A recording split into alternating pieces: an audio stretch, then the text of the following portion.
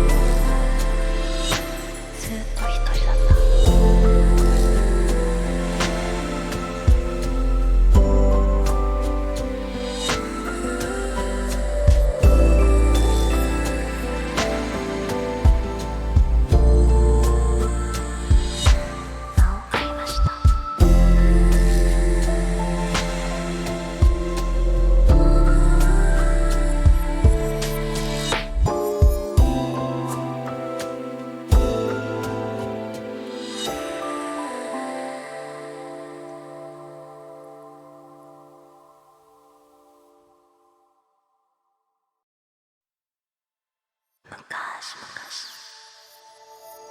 あるところに間を買いました。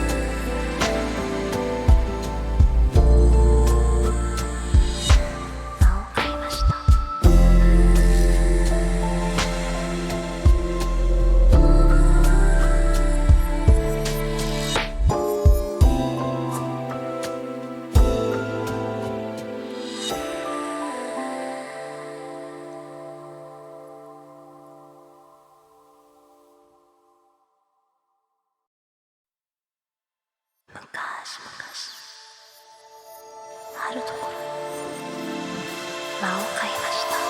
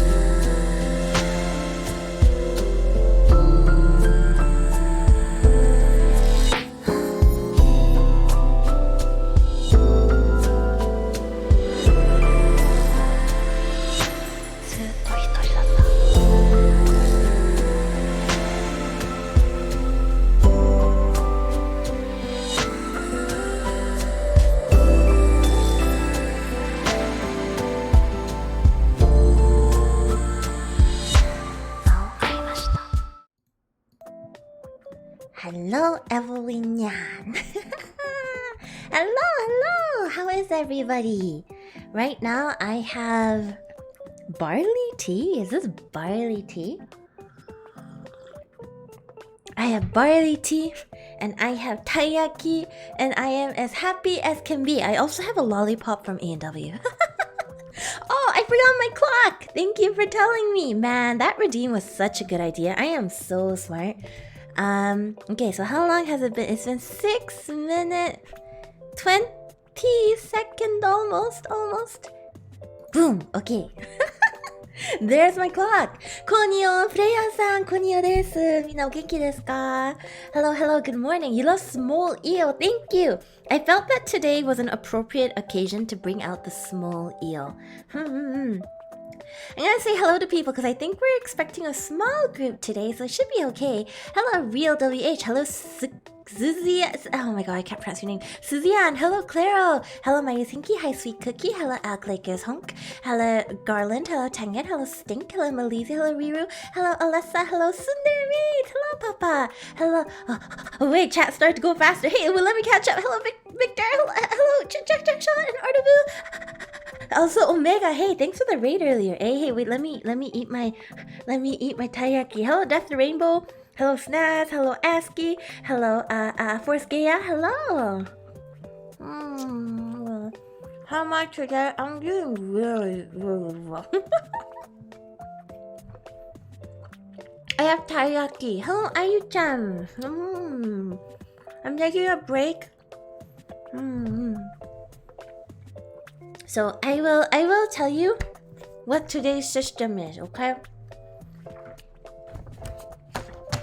I have 6 pages of notes in front of me.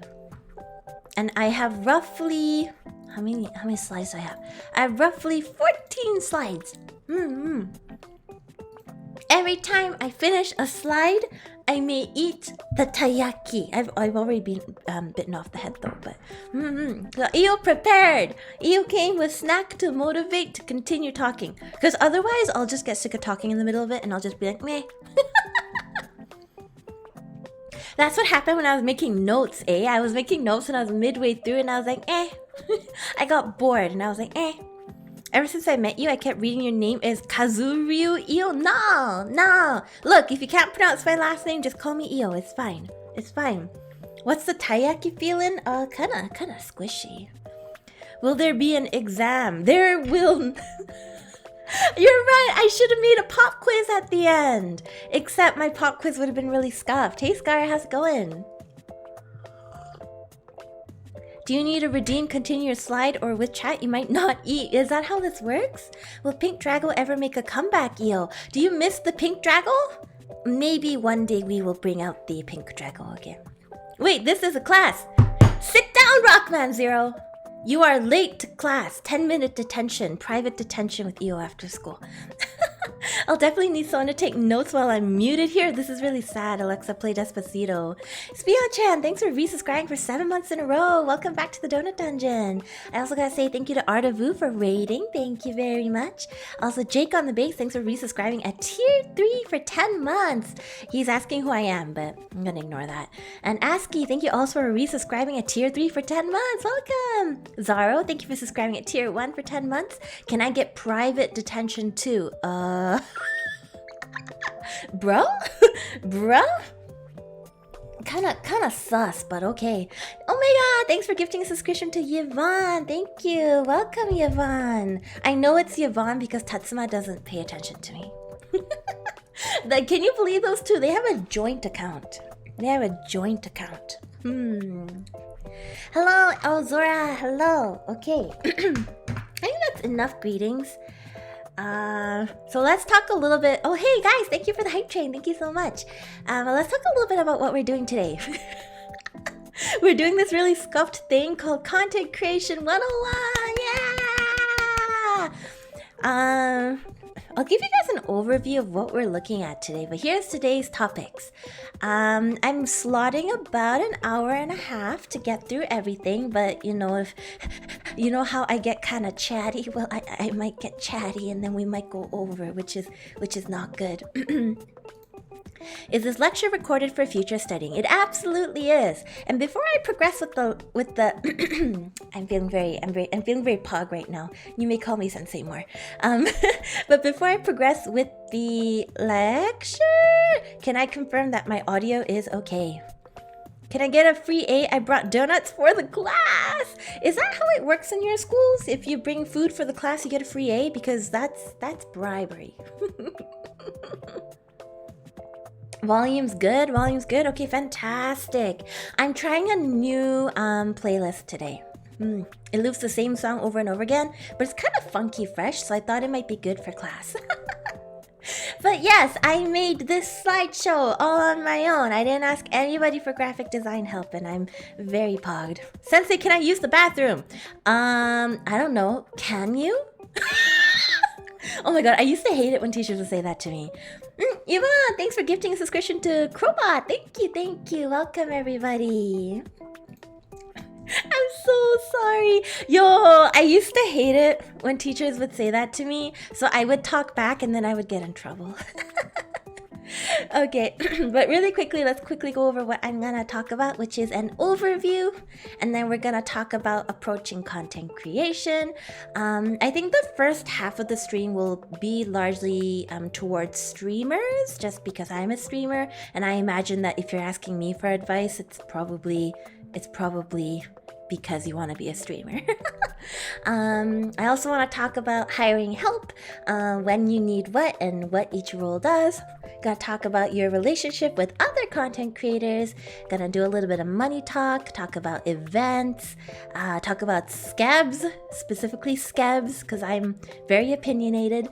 I'm gonna really briefly also go over how to make a music cover, how to make merch, the really high level overview, and then I don't know, we'll take questions. I don't know. I don't really feel like it's going to be very content heavy. We're just going to take breaks and we'll talk to chat and we'll have a good time. Hey, Shrimpio, welcome. Hey, Snowba, hello. Hello, Scotzilla. Hello, welcome. Oh my god, it's so late where you are. Go to sleep. Give Eel your soul.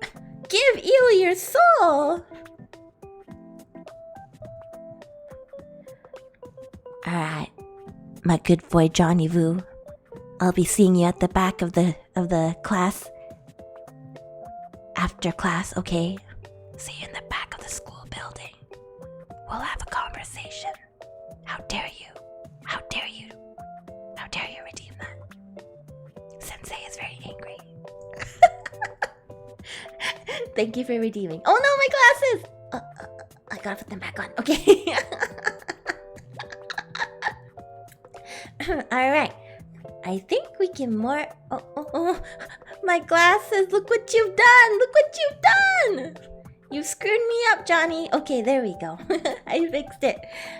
Alright, let us continue the conversation. So, an overview! Wait, let me scoot over. I'm very picky about my positioning on the screen, okay? Symmetry! Okay, so an overview. Why are we having this stream?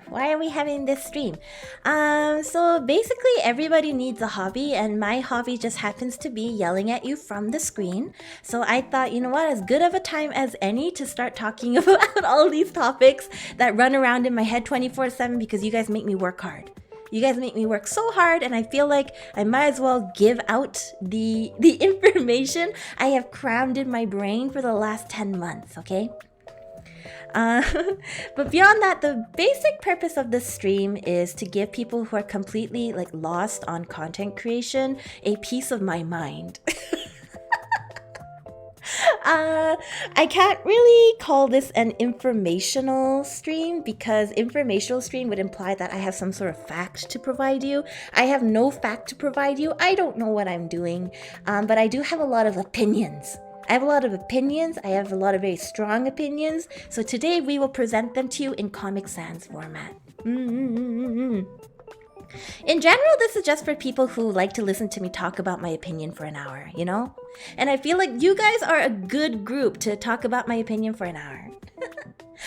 Daiku no Shige-san, スジアンさんへのサブギフありがとうございます。とてもありがとうございます。よろしくお願いします。Oreo Taku, thank you for the 100 bits. Thank you.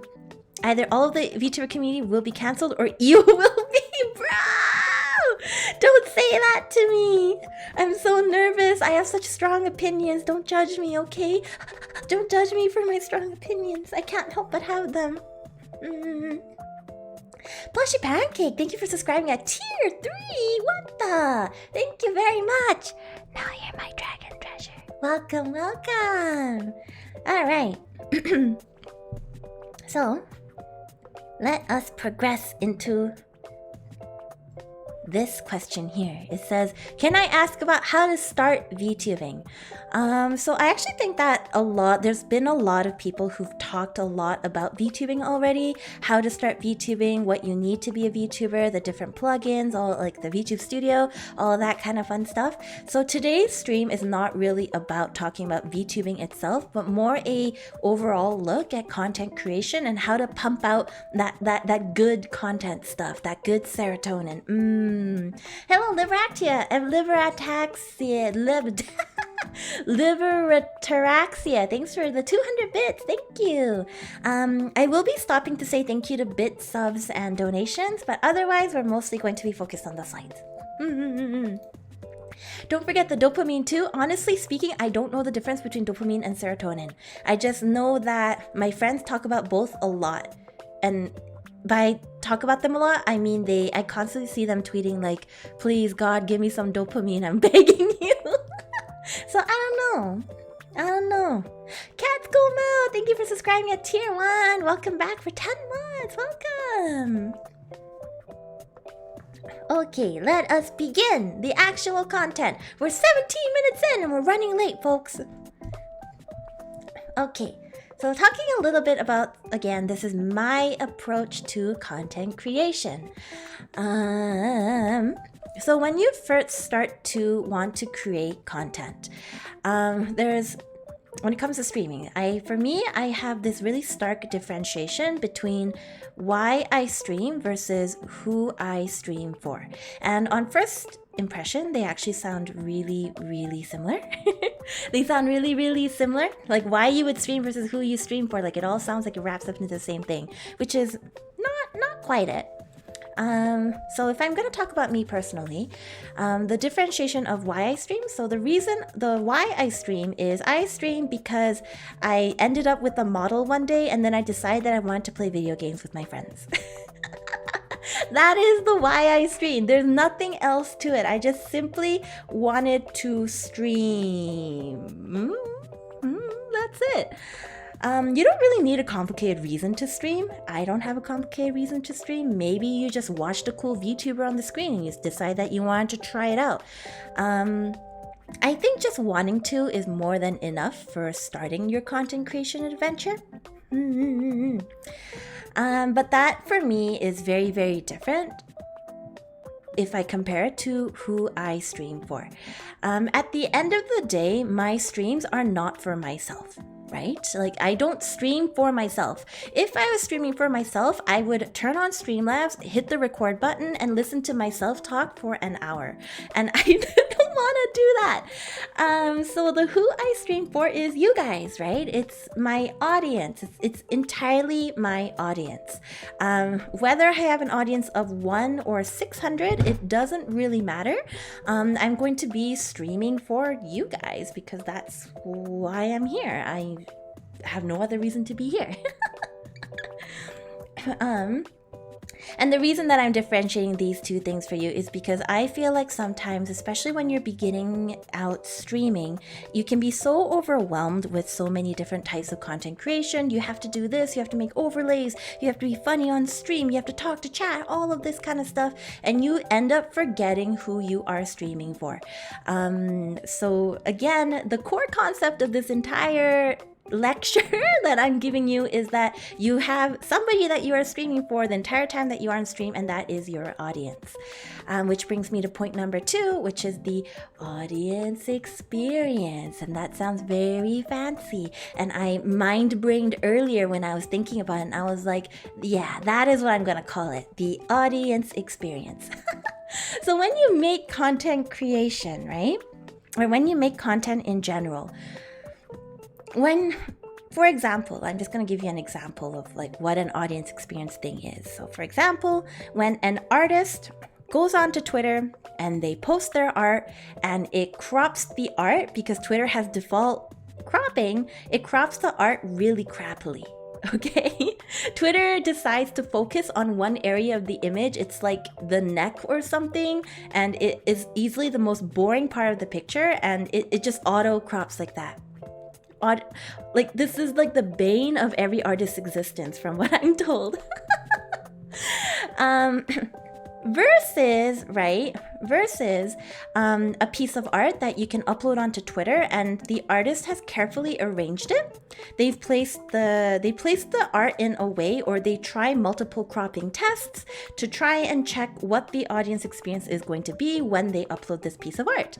So the TLDR of what I am trying to tell you is that at all times, you more or less want to be thinking from your audience's point of view. There's some things that are interesting, very interesting to you, that honestly, when you put it onto stream, it's not very interesting. I actually objectively really enjoy watching paint dry. And this sounds insane, but I actually really like watching paint dry. I don't know why. I find it satisfying. I kind of like that feeling of like wanting to reach out and touch the paint, but also like I can't touch the paint. So there's that. But would an audience enjoy watching me do that? The answer is not really. There's also a little bit more to something when you're talking about the audience experience, which is in general the way that you present yourself on social media. And this is a difficult topic because we all know that I'm a mess on social media.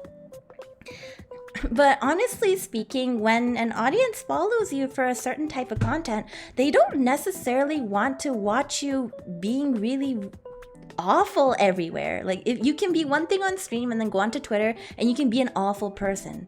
And imagine what the audience experience is that when they see you on Twitter doing that and then you come back to stream. So again, when you are presenting something or when you are doing anything, really think about what your audience is feeling. Think about what your audience is thinking. Don't bring paint to dry onto your streams unless you are doing a paint drying stream. That's the thing. So again, there's the differentiation of why you stream versus who you stream for. Again, we're going to start into one of my very, very opinionated tirades, but one of the least favorite things for me that I like to hear is when somebody calls their stream a safe space. I don't like to hear anybody calling their streams a safe space for themselves, because I don't know, this differs depending on the person, but for me, if I wanted a safe space, I go into private. I sit in my room, I close all the doors and windows, and I am safe, okay? That is not the purpose on why you go live in a public space, right? At least not for me. I can't generalize because it really depends again on the streamer. But for me, I don't create a safe space for myself because my space on my channel is for my viewers. It's for my viewers to come have a good time. It's for my viewers to come chat. It's for me to have a good time as well, but it's a communal kind of space. It's a public space. So that is just, I guess, one thing to keep in mind. I think if you end up fixating too much on the why you stream, which is, for me, it's a little bit of like, oh, I had a little bit of social anxiety and I wasn't good at talking to people and I was kind of insecure about my voice, yada, yada, yada. Those are all filtering into the reasons behind why I stream, but that doesn't mean anything to the audience, right? Yeah. But yeah, that is one slide. So can I have some taiyaki? I want to have some taiyaki and chat.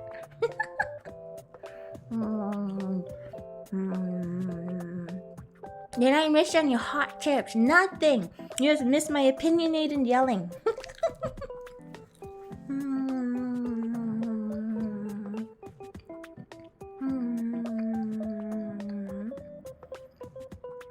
Sensei, we're not supposed to eat in class? We can eat in class. This is a class where we can eat in class. Only the sensei may eat in class. What type of taiyaki is it? It's red bean. Give Io taiyaki. Thank you. I should have a redeem for give Io taiyaki. I actually love taiyaki. Let's get a hot pot going, class. All right, who's bringing the meat? Who's bringing the meat? I will assign it to you.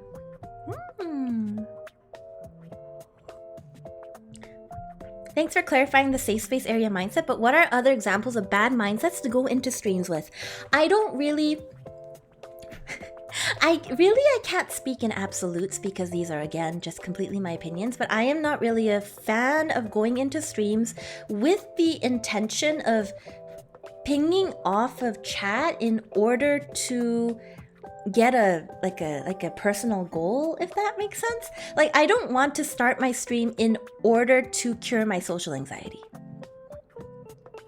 But I can be wanting to stream to cure my social anxiety, but at the end of the day, I think the important part is just to not lose sight of who it is that you're talking to and who it is that you're streaming for. Oh, Ramba, thank you for subscribing at tier 1. Welcome back for 6 months. Hello. You're here to listen to Red EO talk very opinionatedly about some very hot, spicy opinions. I think you can't really go wrong as long as you're paying attention to your audience. And you'll hear me say that a lot today in the next hour or so. I'll just be like, your audience. But you have to keep in mind that at the end of the day, streamers are entertainers. Streamers are entertainers, and everybody turns on the stream for a different reason, but I think that all streamers are united in the sense that we are all streaming to an audience. If it happens to help your social anxiety, then that's a good bonus. Yeah! I think it's really not a bad thing to want to stream in order to gain more confidence in yourself or anything like that. Like, me too. I definitely start to stream for a reason like that. But I just think that it's not good to lose sight of who you're streaming for. In the midst of all of that, right? The why takes a backseat to the who. Yeah, that's a good way to put it. Rusty smart. Pat. Your audience. OMG, that's me. Yes, Rara Raspberry, I stream specifically for you. For you. If Rara Raspberry's not in the stream, we cancel the stream. We turn it off immediately. Wait, you are against safe spaces? No, definitely not. I love safe spaces. I think everybody deserves a safe space and everybody should make a safe space for themselves. Very good for your mental health, very important, and very, very important to have as a community as well. I just don't think that a public stream is the place to turn into your safe space. Not only for the audience's sake, but also for your sake, right? There's things like safety involved with that. You don't want to become too comfortable in an overly public space simply because you don't want to leak information that is going to harm you in the future. Io Sensei, do you get anxious about the go live button? I do from time to time. Oh yeah, let me tell you a story about that. Where before I debuted and I became a streamer, I actually hit the go live button on accident twice. So now every time I try to turn my stream on, I have like this severe anxiety. It can be easy to get lost in the flow of streaming, so it's good to keep your why and who in mind for sure. I agree with Hazael. Hazael's a smart one. Hey Kayapi, welcome to the stream. Got it? No safe spaces? Scar, please! I swear to God, somebody is going to clip me saying no safe spaces and they're going to take it onto Twitter and I'm gonna get cancelled. This is what you guys do to me. Anyway, when that happens, I expect y'all to do something about it, okay? Open your model's mouth as wide as you can. No! I refuse. Anyway, let's get into something a little bit less opinion driven and a little bit more concrete driven for in the future if anybody here decides to stream. Or really content creation in general. This can also be applicable if you're trying to make like a webcomic or something. But let's talk a little bit about hiring help. When do you need something like a manager, a financial advisor, a moderator, an editor, and where do you as the streamer or the creator fall into all of this? Now, Praderi, thanks for subscribing at tier 1 for 10 months. Thank you. Welcome to the stream. Hi, Io. I'm a really new fan. What are key things you would look for in hiring mods for your community? Like, for example, for your mods, they just need to be able to bully. You're so rude. Someone punt this man. He's a founder. He's full of crap. I can't answer that question. We can skip right down to, like, through all of this and go right to when do I need a moderator? When do you need a moderator? So, Say that you are a brand new streamer. You made somewhat of a splash when you came into the community. You had a couple dozen viewers, and there's people who are asking you, I want to be a moderator. Your channel's pretty cool. I think I want to be a moderator for your channel. The best advice I can give for somebody who is trying to choose a moderator and it's like their first time choosing a moderator is don't. Don't choose a moderator. Don't open up moderator applications. Do not do that until your community has stabilized. And the reason for that is at the very, very beginning, you'll run into a lot of people who want to be a moderator, but you don't know jack shit about them. You don't know anything. You don't know anything about them. So even if they come off trustworthy, how are you going to trust them to manage your channel? And the really important thing is, for a moderator, they have such a presence in your community. I think for me, more so than a moderator maybe screwing with some channel settings or something, I am more scared about me putting trust in them and my community putting trust in them, and then it turns out that they are not trustworthy. I would lose my freaking mind if that ever happened, okay? So my advice when choosing a moderator is, for the first 2 to 3 months that you are streaming, ask your friends to moderate for you. Ask your friends, ask close friends, ask other VTubers, does not really matter, whoever can consistently be there at the streams. After you think you have a good grasp on your community and you think that things are settling down, that is when you start to look for moderators. You guys will notice that I never opened up moderator applications. That's because within the first 2 months after I started streaming, I knew who I wanted to be my moderators. I knew it was going to be Tengen, I knew it was going to be Michael, I knew it was going to be Rusty, I knew it was going to be Pengu. And then Omega started to show up a lot, and then it became Omega as well. But for a good moderator, you're going to start to see signs of a good moderator kind of like within 2 to 3 months. And the really, really important things about finding a moderator is somebody who is responsible, really. Somebody that you can put trust in. And beyond that, somebody who's going to have a level head. It's even better if they're tech savvy and they can help you fix your stream issues. If you're me. But that is how I vetted and chose my moderators. Mostly I looked towards the reactions from my community. I chose out people that everybody in my community seemed to trust, seemed to like, and seemed to feel comfortable around. Because I wanted to be people that if something happened, even if they couldn't connect with me, then they could possibly connect with my manager, right? So not my manager, my moderator. Yeah, so that's how I ended up with moderators. Yeah. The other thing that I want to talk about is probably a manager. So I'm sure you guys all know, but I have two managers. Ruppy-san, irashai. But I have two managers. I have Mana-chan and I have Tengen.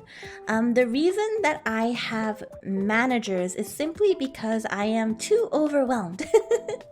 I'm too overwhelmed with professional opportunities. So things that I really want to get done, that I simply cannot get done, that I need help from like a coordination point of view, and also as an oversight point of view. So there's periods of time where I disappear from everywhere and a moderator needs help with something. So a manager is somebody that I vest all of my trust in so that they can help my moderators, they can help my editor, they can help my financial advisor. They are kind of like the top tippy top of the chain in case I am not there. So that is why I have them. Oh, Caldea Gruz, thanks for resubscribing for 9 months in a row. Hola, I need some notes for this. It says Caldea Gruz, who creates content perfectly fine even without me. Now, I'm gonna separate the concept of a manager from a project manager and as well as a financial advisor. So I'm just gonna skip down to what a financial advisor is. But a financial advisor is somebody that you're going to have money talk with, because as a streamer, at some point, when you surpass a certain threshold of income, you're going to need to file taxes. I'm sorry, guys. It's the big scary word, but you're gonna need to file taxes at some point, and freelance income is surprisingly difficult to file taxes with. Surprisingly, you can write off a lot more things than you thought you could write off. Like, I bought a computer before I started to stream, and then my financial advisor was like, write off your computer for your taxes. And I was like, what? Mind blown. If I had known that, I would have bought a more expensive computer anyway. So really, really good to talk to a financial advisor. Just the other thing I would advise with the financial advisor is you don't really want to have money talk with anybody other than your financial advisor. And the reason is this. A financial advisor won't necessarily have vested financial interest in your streaming adventures. They usually take not a percentage, but a straight hourly rate, where somebody like a manager might have slightly, like, good or bad, right? Like, they might have more financial interest in your affairs. So they're going to want to have more of a say. Don't let them do that, because you want to talk money with the money person. Manager might be really, really amazing, but manager may not be able to tell the difference between a US dollar and a Canadian dollar. That's okay, because that's not manager's job. That's financial advisor's job. Your manager might want you to wring your community dry and have a gacha event every month. That's okay. Manager is doing their best to help you out with your events. Financial advisor may provide other types of advice about that. That's not a dig at Tengen. What do you mean a dig at Tengen? I don't recall anything like that. I don't recall anything about that. Paying taxes is for slow people. Catch me if you can. IRS, Skara is trying to evade his taxes again. Someone please pick him up. He's gotten lost. He needs to go pay his taxes.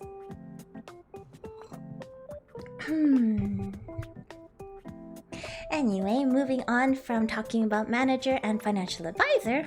Oh, General New, thanks for resubscribing at tier 3 for 10 months. Thank you. Welcome back to the Donut Dungeon. Hope my best friend Tengen's having a great day. Stop! Why can't I be your best friend? So rude.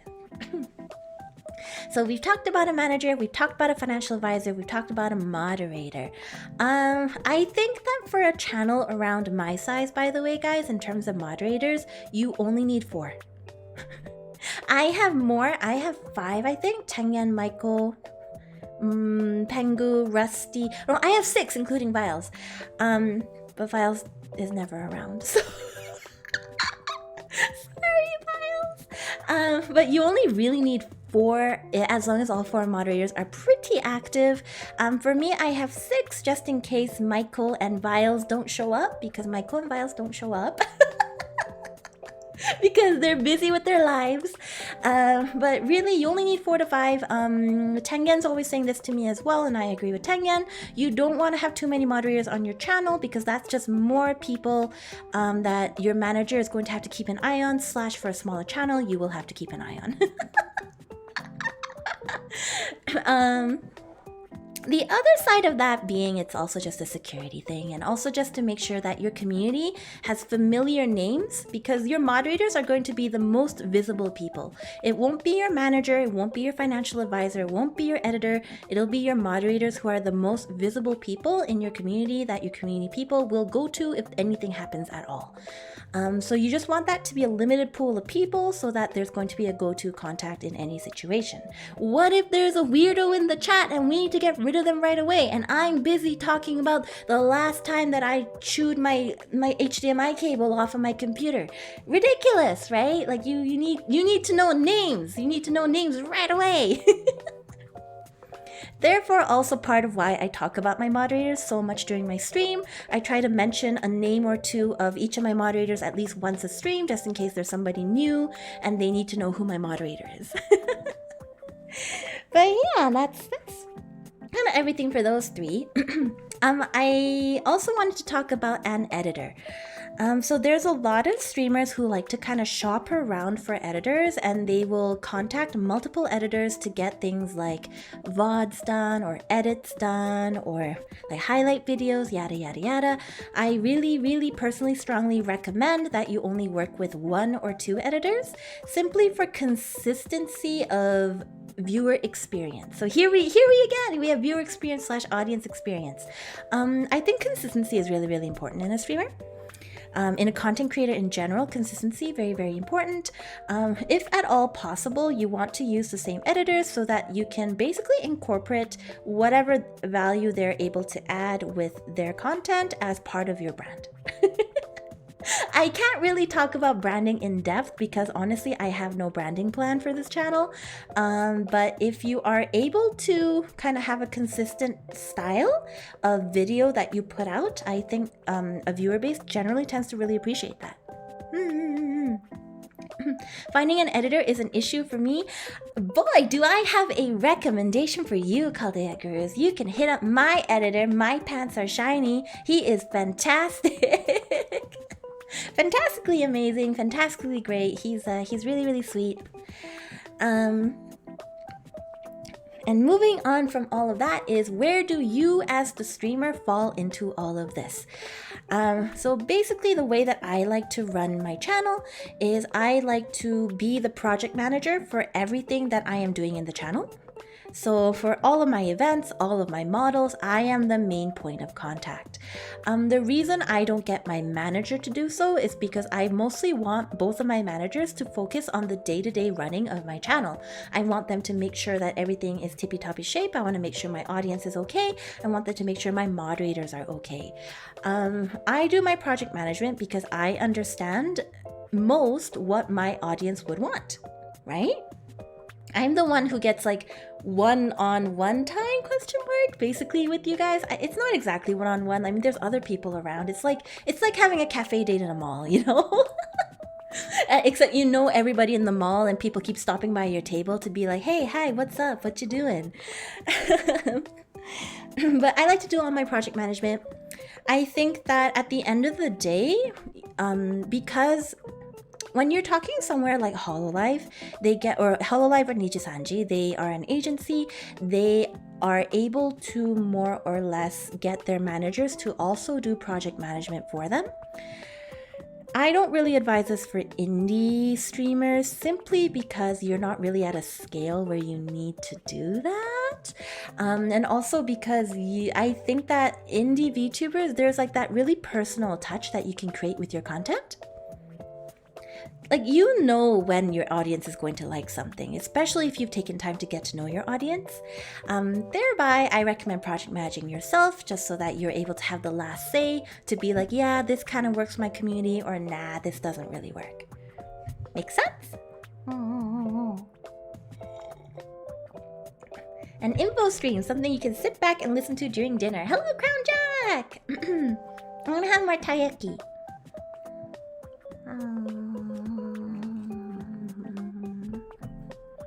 Pro advice? I don't remember giving pro advice. I was eating my taiyaki. Hello, missionary maids.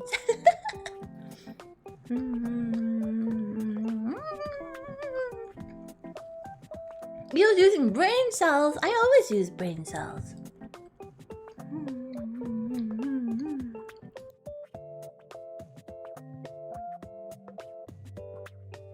I muted so I could sneeze.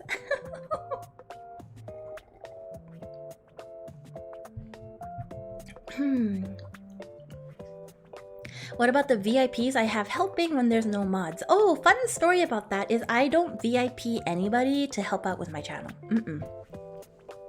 VIP is mostly for visibility purposes for myself. It's because that pink diamond just pops out really, really well to me, and I know to pay attention there because they're my friend. Beyond that, it's also just so that people know who like a regular of the stream is, like a friend of the stream. It's for signaling purposes. It's not so that they have to do work in my channel. The people who do work in my channel are my managers and my moderators and my editor, and that's it. That's it. I think the other information the best information I can give is, what can I really say about this is if you can have a consistent team, kind of like what I was talking about in regards to an editor, I would say keep a consistent team. If you can have the same thumbnail artist, the same editor, the same overlay artist, the same video maker, just constantly, strongly recommend always going back to the same person. And that's because consistency. Okay. I think an accountant would be more valuable potentially than a financial advisor. I agree with that. I think honestly at the end of the day, you should have both. I have the fortune of using my financial advisor actually as an accountant. He's like a dual wielder. He's very powerful. Occasionally you see him in the chat saying hi and stuff. He knows what I get up to and stuff. But yeah, an accountant, very valuable for your taxes.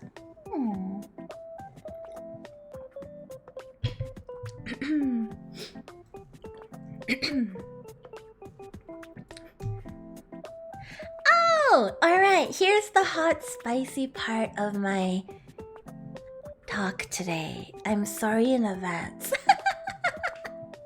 Oh no, we're about to get into the spicy zone.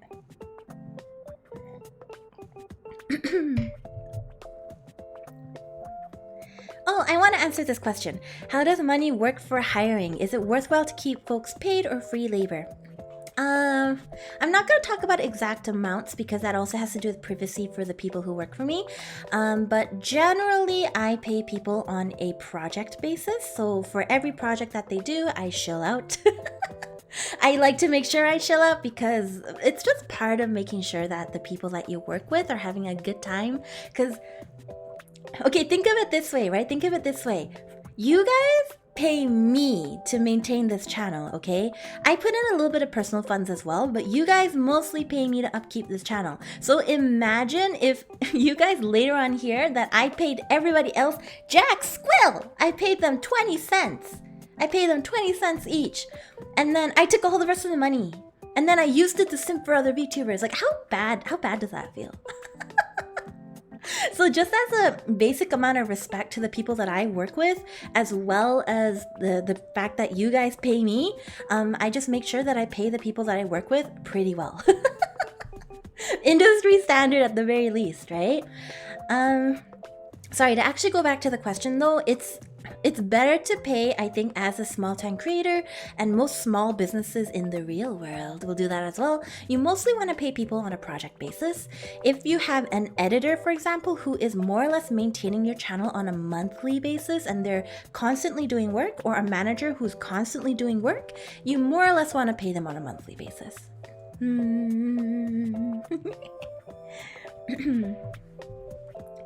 Alright, let's get into the spicy, but first I gotta say some thanks. Oh my god, thank you for gifting a subscription to Zeno, thank you! And Fire Mage, thank you for subscribing at Tier 1, welcome!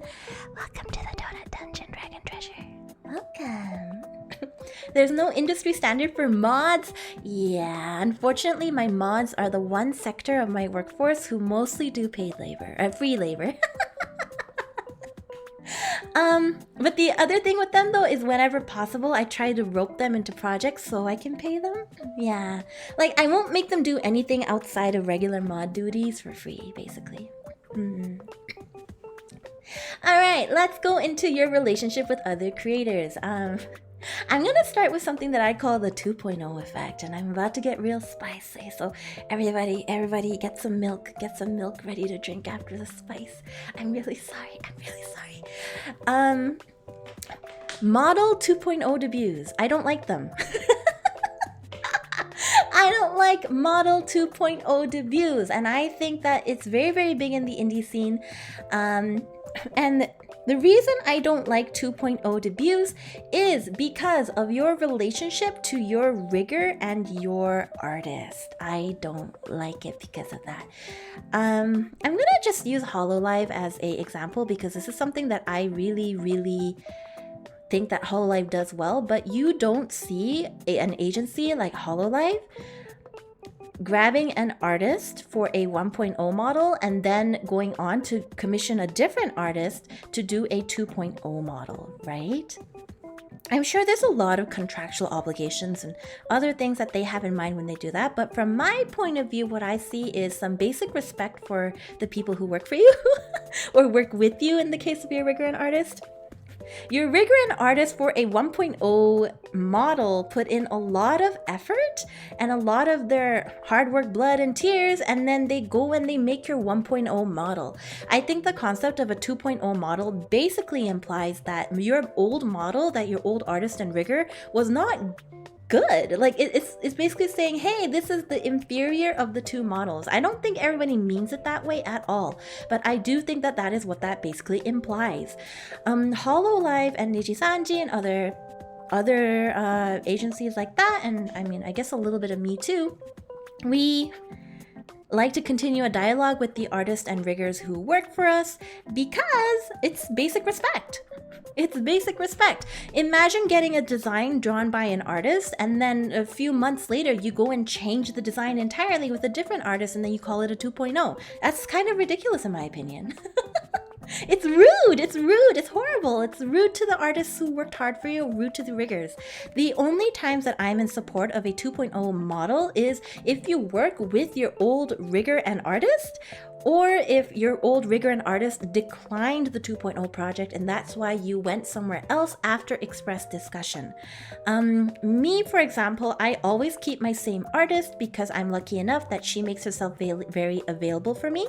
But I do have a different rigger for my red EO model because I had some extensive conversations with my first rigger about it.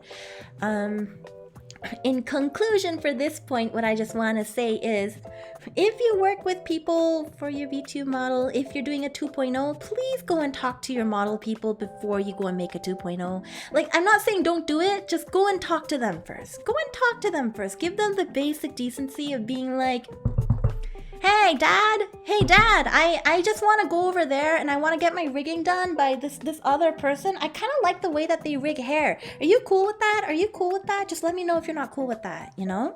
I just think that conversation in itself is just basic respect. Anyway, but yeah, so that is me about my 2.0 model. And again, I just want to say thank you to Sue and Cayman for always being so available for me. And Cayman also, who was incredibly understanding when I was like, I kind of want to go get a rig over here. But yeah, we had extensive conversations about it. Thank you for saying so. Thank you for coming and listening to me talk about my hot, spicy opinions. I just really don't want to see an artist who's sad because they felt like their work wasn't good enough, because a VTuber hit them up because they were at a price point that worked for them for their 1.0, and then they just go and like ditch it for a 2.0. I don't know, it just makes me sad. I don't think VTubers mean it that way at all. Like, I don't think they mean it that way at all. I think they just don't understand how bad it can feel. Just notice that sound alerts are off. They are off for this stream. Sorry. Gomenasai. Have a rigger slave. Noted. Yes, Skara is exactly right. Get an art slave and a rigger slave and more or less work with them always for your models.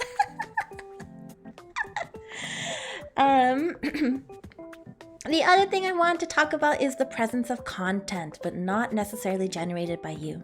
So I'm gonna give a very broad generalization and say that I think that maybe 40% of the the content that you generate, or the content for a given streamer or a given topic, is going to be like from the streamer, right? So in my community, about 40% of the content is from me.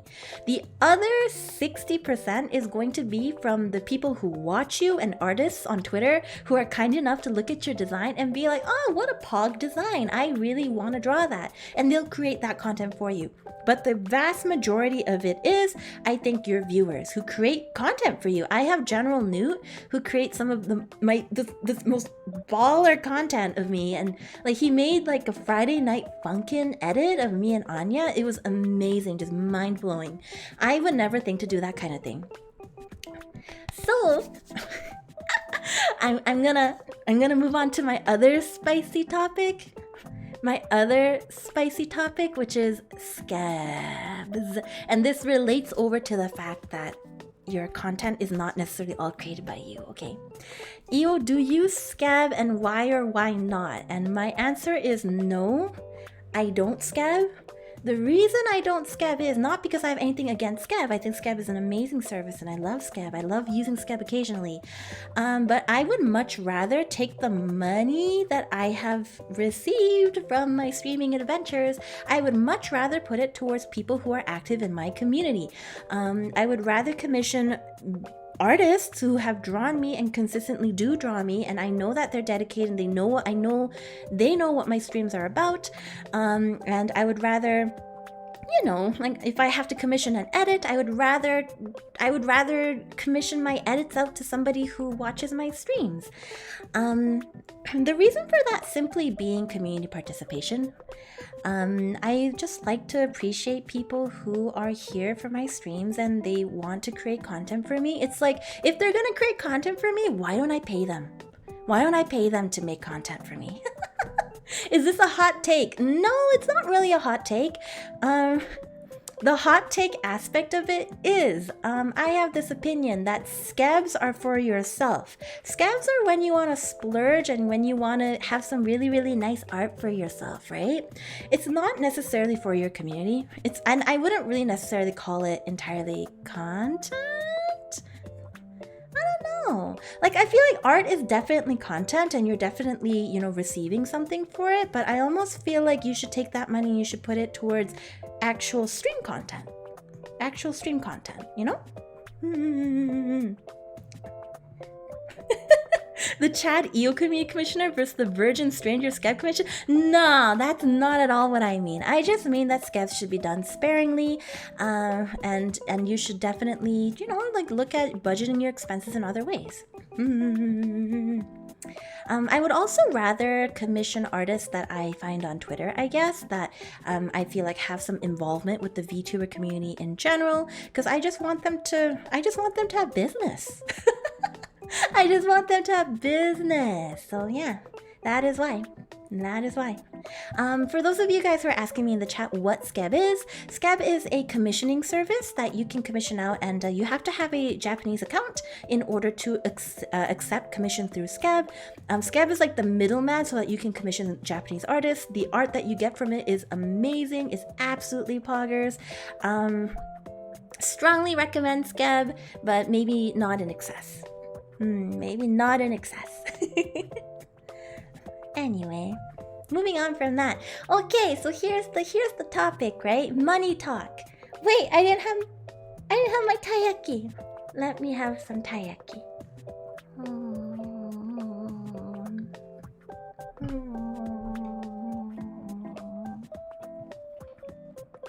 Taiyaki is delicious. I hear Scab is an addiction. It's hard to not be addicted to Scab because they give you so much good art. But I will raise to you, there's plenty of other amazing artists in the community who will also give you good art. Oh yeah, by the way, here's my other argument against Scabs. They're not commercial use! Scabs are not commercial use. 99% of the time, they're not commercial use. You should not be making merch with it. You should not be using it in your streams. Unless you've worked something out with the artist beforehand, you shouldn't be using your scabs on your streams. They're not commercial use.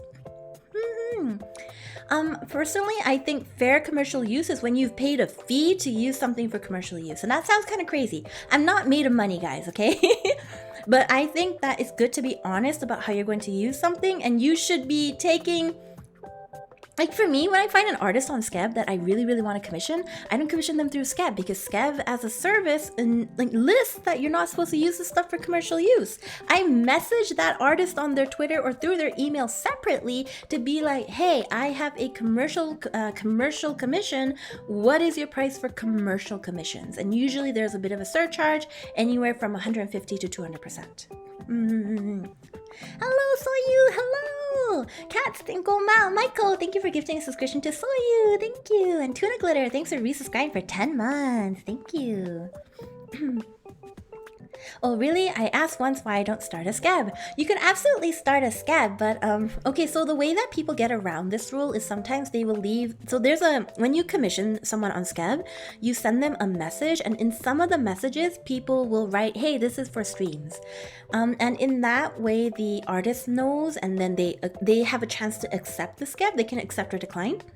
So the assumption is that if you left it in the message, then the artist is going, yeah, okay, you can use it for commercial purposes. I think that's a bit of a gray area because you're still not really paying a commercial fee. But if that works between you and that artist, great. Then great. I have nothing more to say on that. Another thing about scabs is that in the TOS, the artist can alter the art however they like, and you can't ask for revisions and such. Yeah, that's another really good reason why I don't scab a lot. I do like to have kind of control over what I am receiving in terms of an end product. I want to have some sort of dialogue with the artist, and that is why I don't use scabs. Another reason. Good. Scab is high stakes gacha. Very personalized high stakes gacha, you're right. I always worry it wouldn't translate across well. I just kind of think, I agree. Like, I always worry that it wouldn't translate across well because the artist I'm commissioning is probably Japanese. The other reason I am kind of concerned is that it just doesn't seem fair.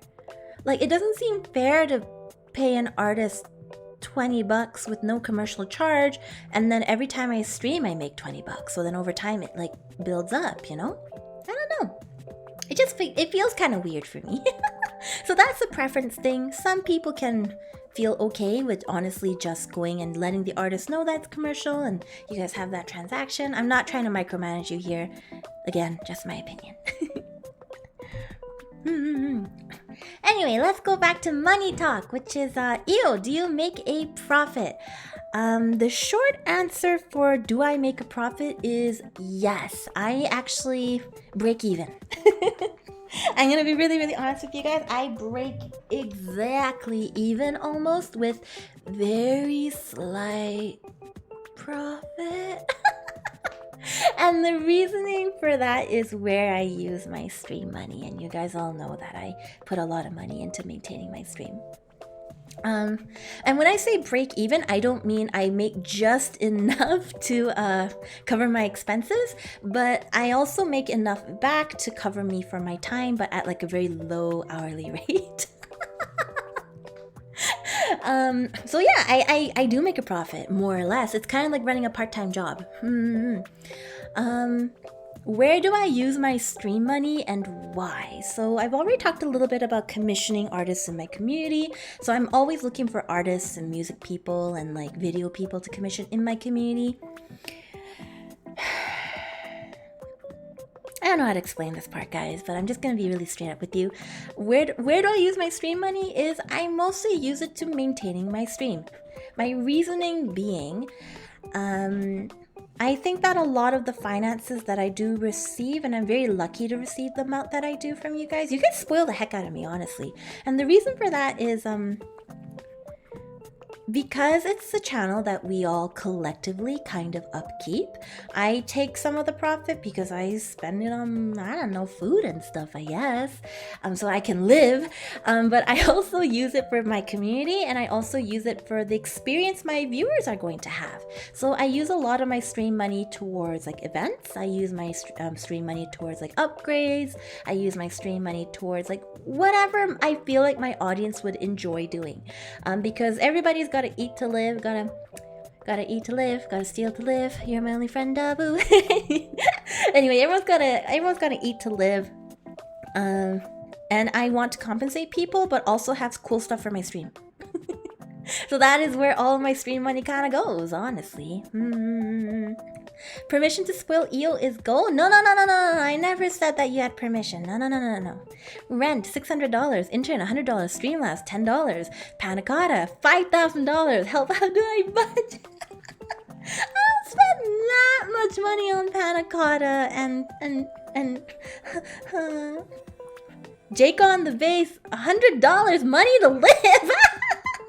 Jake, thank you for contributing to the dungeon, but I can't ever talk about money around you guys because you guys start throwing $100 at me. Stop it. Use it towards your own money. Use it towards your savings. Put it in your tax-free savings account or something. I don't know what you do with it. But anyway, the basic point I wanted to make with this slide is that I think that for as long as you are receiving, it's like any other small business, right? If you run a food shop, then you use money for your basic cost of ingredients, you use money for labor, you use money for rent. Because for me, streaming, I don't pay rent, at least not, I kind of pay rent. I pay like $10 a Streamlabs rent. But beyond that, I don't really... Theoretically, streaming could be a very low-cost adventure. The reason I don't really want to treat it that way is because I feel like if you are getting paid to do something, you should try to invest back. You should try to invest back into the channel so that your viewers are also getting something, right? It's all about audience experience at the end of the day, and I want my audience to have an experience that they really, really enjoy. And that takes money. That just takes money. おはようございます、パセリさん。おはようございます。ゆっくりさんもおはようございます。ゆっくりさんの、お名前を見るとですね、イオがもうすごく大好きな YouTube チャンネルがあるんですよ。ゆっくり不動産というチャンネルなんですけども、もうゆっくりさんの名前を見ると、もういつもそのチャンネル思い出しちゃいます。So do you put any of that stream money into your savings? Rarely. The stream money that I do put into my savings would be anything that I, like my cut, I guess, which is not much. I feel like if I was a thriftier person, if I didn't have such stringent beliefs about paying people, I think I probably would make more of a profit. But as it is right now, I make like a basic amount an hour. Like minimum wage an hour. But I'm okay with that, you know? I feel blessed that I even break even. Is it okay to ask questions before the end? Yeah, anytime. Ask me questions anytime. If I see it, I will answer it. Invest in stream generates more revenue, repeat. Yeah, Yoku has it right. So if you invest in your stream, the stream will generate revenue. You invest that again, rinse and repeat, rinse and repeat. That is just simply how business runs in this capitalist hellscape that we all live in. I'm gonna drink some water.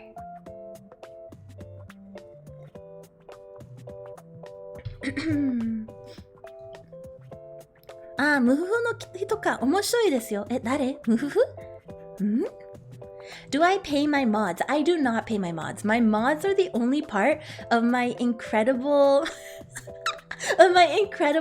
payment schema where they don't get paid. And that's partially because they won't let me pay them, but also partially because, I don't know, it just never ended up happening. I've been thinking a lot about it.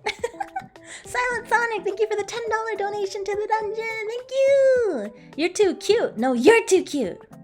Fight you. She pays in pizza every few months. I sound like an awful employer when you put it that way. So basically the way that I have it with my mods is if they do any work outside of what I would consider typical moderator, what is typical of a moderator on Twitch, I pay them. Like for example, sorry Rusty, I'm gonna drop your name. For Rusty's help with my lore video, I paid him.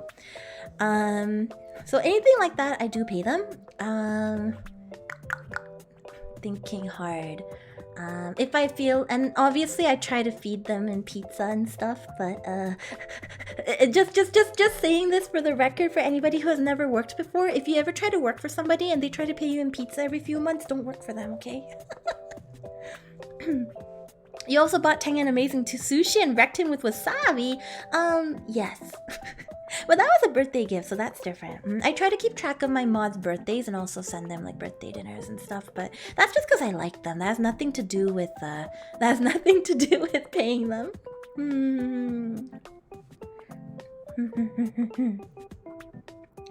What is this question? I have to ask, Io, you talked to Sue when making your look, right? Like you walked through with her what you wanted to draw. You drew your own design. You did it scrappily by mouse. Well, your design's really nice. But say that you would want to work with a different artist parent and wanted them to redraw the design. Would that apply to working with the artist to create from scratch, or would that be more insulting? Oh, I think that really depends on the artist, but if you drew it yourself, I feel like you're basically in the goal because you're not... Okay, some artists really don't like having a base design to have to redesign off of simply because they don't like it in terms of their workflow. Me personally, I don't really, I just ask. I just ask the artist in particular, but I think in general, if you are the one who drew your art, then I don't think it's such a big deal. You should be good to go. Woo-hoo. Wait, pizza isn't payment? Pizza's definitely not payment. Pizza is like an appreciation token. Who made my alert animations? Oh, if you look in my panels, there's actually a credit link directly, but their name is Saru. Hi, Eo, how are you doing? I'm doing really well, Lizard Man. Welcome, welcome. Alright, moving on. So many questions. Events. So talking a little bit about events. I get this asked to me a lot is, why do I host so many events? So just counting off the top of my head, I had my debut event. I had what did I have? I had my Valentine's Day event. I had my 6-month anniversary event, and I had my Red EO debut event, which is 4 events, I think, in the span of about 10 months. And apparently that's more than what a indie VTuber usually does. There's a few reasons that I do so many events, but mostly it's that thing that I keep talking about, which is audience experience. It's because I simply want you guys to have a good time. I want to create content and I want to make things that you guys would have a good time with. And I don't actually find myself to be super engaging or really even that funny. I'm actually really amazed that you guys find chances to clip me. I really watch the clips that you guys make and I'm like, wow, anybody can be interesting if you just get them at the right time. But personally, I don't find myself to be so interesting. So when I first came into streaming, I made a vow to myself, and I was like, if I can't be interesting all the time on stream, for those people who stick around and give me their attention and give me their time once every few weeks, or 3 times a week, depending how frequently you watch me, I'm gonna give them a streaming experience that's similar to what they've had before, but not quite like what they've had before. And that really early on, I decided that the way I was going to do that was going to be through events. I am not really fond of events like subathons because I don't really like the concept of turning an entire event about money. I don't really want to be doing stuff for money. That's not really my type of personality. I've done a few donation goals and I realized that just really wasn't for me. So I didn't have a donation goal for the radio debut at all because I was like, well, you guys already kind of funded it. So what I've decided to kind of move towards is just having events because I want to create content. I want to have a good time with you guys. I want to give you guys content that you guys are going to remember. Like I want at some point in the future to remember like, oh yeah, there was a streamer who did something kind of weird one day. Like that was kind of cool. So that is the basic reason behind why I do events, I guess. Same thing, same reason behind why so many models. And I had somebody tell me that I have more models than even like agencies who update their models regularly. And the reason for that simply being that I think that art, like if I get art that I'm not using on stream that I just post on Twitter, it's mostly an expense that I do for myself. I'm spoiling myself with my streaming funds because I like this design. I like the EO design and I like streaming and all that fun stuff. But you guys don't really get anything out of it except like brief serotonin. So I would rather take that money and put it towards a model update so that you guys can be like, oh well, Pog, there's something interesting on the screen today. That is simply why. Runa, hello, welcome. Hello Raiders, welcome! My name is Eel. Today I am doing a spicy talk about Content Creation 101. It's not like a typical stream that I usually do. Usually my streams are a little more chaotic, but today's a little laid back. Anyway, hello, welcome! You have a great time in my chat if you would like. Stick around. My pants are shiny. Thanks for resubscribing at tier 3 for 10 months in a row. 10 months, so close to a year with Drago. Thank you. Welcome. Shadow Chaos. Thanks for resubscribing at tier 1 for 2 months. Hello. Eo, have a lovely stream. Runa, I love you. Have a great day, Runa. You're new here. Well, welcome. Welcome to the stream. I'm just doing a lecture today. Call me Professor Eo. I am lecturing my viewers. Let me just drink some water.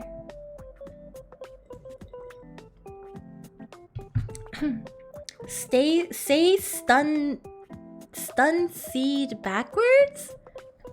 Stun seed backwards? Are you trying to get me to say these nuts? Cause these nuts on you, pal. Sorry, I got kind of agitated. Me too, I'm new here. Welcome, Kenneth Madrid. Hello, welcome. Anyway, I think we more or less just wrapped up talking about why I do so many events and why I have so many models, which was simply, again, because I'm trying to create content for my audience. Yeah, again, I would just, instead of having 10 scabs, I'd rather have a model. I'd really just have a model, because then I can at least use it during my streams and I can use it for fun stuff. Like, the Scuff EO models are so fun to play with and it generates so much content. It's great. Alright, here's time for another spicy opinion about debuts and lures. So when I first started streaming, I had some ideas around what type of streamer I wanted to be, right? I knew that I wanted to be a streamer that delivered story because I really like stories. Stories are like my entire thing. And that is why I put a lot of effort into putting in a lore. That is why I put a lot of effort in my debut stream into just doing a variety of things that really circled around the concept of like a dragon who came to the human world and really likes lore, right? I don't think, honestly guys, I don't think a debut stream nor a lore is particularly necessary unless you're going for a story themed VTuber the way that I was, right? Or also, like, for example, Hollow Myth, I think they have a bit of a story thing going on, question mark, because they have like a concept. The reason I don't think a debut is necessary is because I think people are debut exhausted. I think this, like the hype that came with having a debut maybe like 10 months ago or 12 months ago, I think is not quite there because there's been so many, honestly, that I think it's really exhausting at this point. So I really think that if you are going to become a VTuber, I don't think you should do that typical formula of debut and lore, debut and lore, debut and lore, you know? Because it's getting tired out. I think people, your audience experience in general, your audience is getting tired of it. I think a debut needs to innovate basically at this point. Or really just do the simple thing of don't even have a debut. Just start streaming. Just be a normal streamer. Just stream. And I think that's perfectly fine as well. Noted, don't pay $1 million for a lore video. Scara, how much did you pay for your lore video? Scara! My god, Scara. Yeah, it's really, really hard. Like, when I do events and stuff, I like to think about, like, is my audience tired? Or how's my audience doing? How are they feeling? That sort of thing, right? So I think it's important to think in the debut scene as well. Hey, like, my target audience, who's VTuber fans, they're getting kind of tired. The debut lore thing, I think they're getting kind of tired. Maybe it's time to do something else. Hi Eel, if you're a storyteller girl, what kind of story did you share to your viewers? I share lore once every few months, but you can see that on my YouTube. You told Koa 2 weeks? And I thought that was pretty generous. Oh, Scara. I've discovered recently that what Scara needs is probably it's probably someone to look at him dead in the eye and be like, dude, your timelines don't work. Yeah, 2 weeks is not generous. 2 weeks is not generous.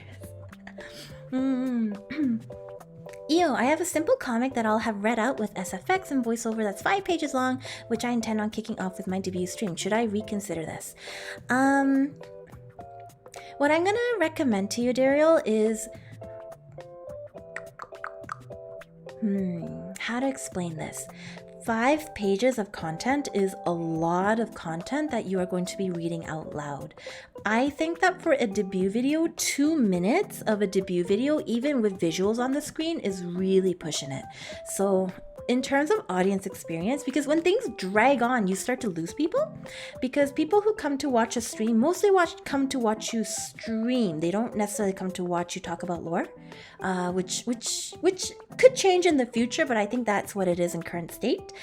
So anything more than a 2-minute lore segment, I think is getting a little bit long. I think you might start to lose viewers a little bit. So I think good to condense that if possible. The comic is about 12 panels. Oh, no, you should be fine then. You should be good. You should be fine then, 12 panels. I think you should do it if it's just 12 panels. When you debut though, please do send me a link. One of my favorite things is when my audience members do like VTubing things and then they send me a link and I get to go watch, and it makes me very happy. I don't get to go watch stuff because I just don't know what's happening most of the time. Speaking of debuts, Monterey debut in 2 days. Yeah! Miss Monterey, please go watch her. Oh, okay, so we've gotten to a point where we're almost done this segment actually. We're about an hour of me talking, so we're on track, more or less an hour and a half.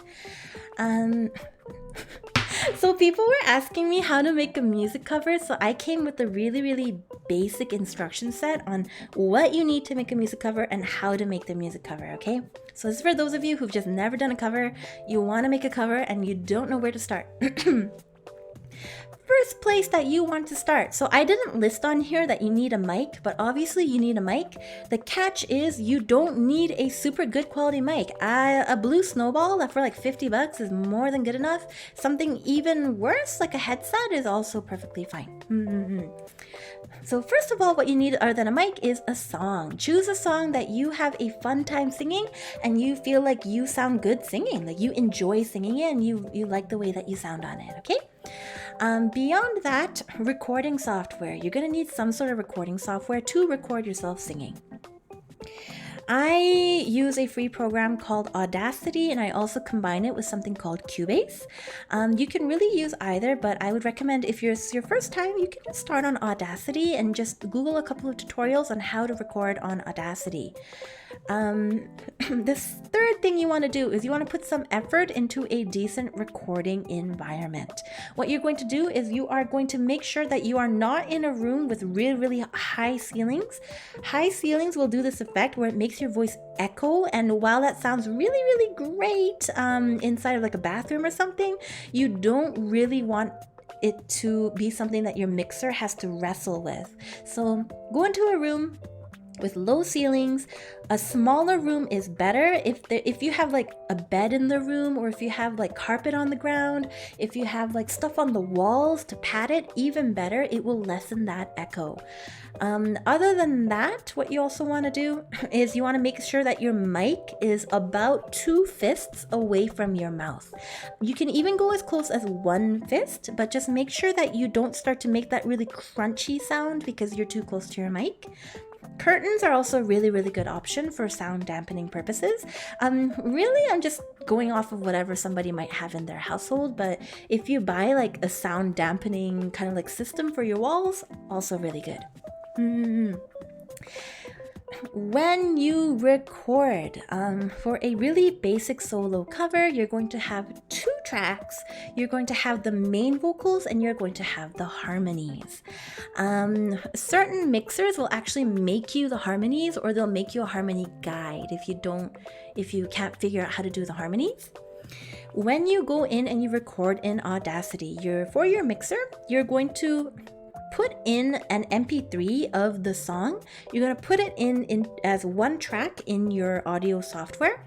You're going to make a new track and you're going to sing on that one track. And you're going to make sure that you basically time it. If there's any sections of the song that kind of overlap with each other, you're going to make sure that you put that overlapping segment on a different track. The reason for that is so that the mixer can time it, and it's just going to sound a little bit more natural after they time it.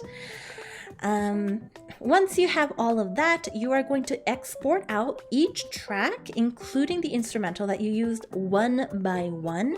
You're going to export them into a .wav, and you're going to make sure that it's 44.1 kilohertz, and you're going to send it off to your mixer. I know that was kind of like a really fast lowdown, but the basic idea is make sure that you don't have background noise, turn off your fans, turn off beeping noises, make sure that your family's not outside and cars aren't going by, record into your mic on a track that doesn't have any instrumental going with it. So you're going to sing as if it's only like a cappella vocal, and then you're going to send that to your mixer. Your mixer will then put that all together for you. In terms of funding for a cover, you're going to need anywhere from $40 to $400, depending what you're doing with the audio. It's not typical for a mix to go into $400 unless you have some heavy vocal tracks in there, and it's like you have like a million things going on at once, okay? The only other reason it might go into $400 or above, it might even go into the thousands, is if you have a instrumental track created. An instrumental track is going to, like, say that there's no karaoke track for the song that you want to sing and you have to go and like get it made. Those will run you anywhere on the cheap end, about $300 to $1,500. So it really depends what you are looking for.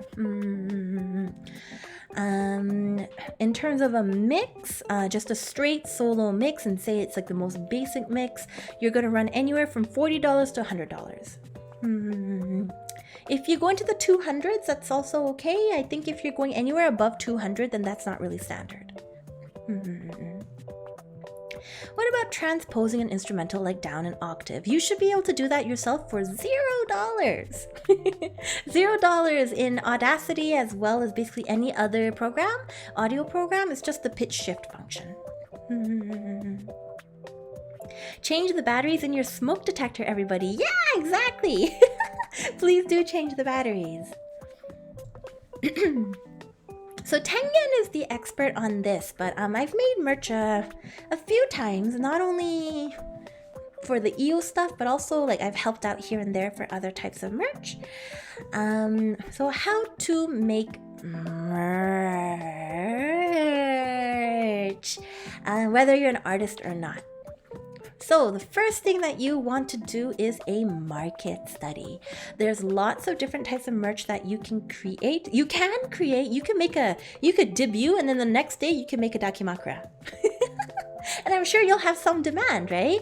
But really what I would recommend is for you to do a very basic market study, and that doesn't need to be any kind of actual statistical analysis.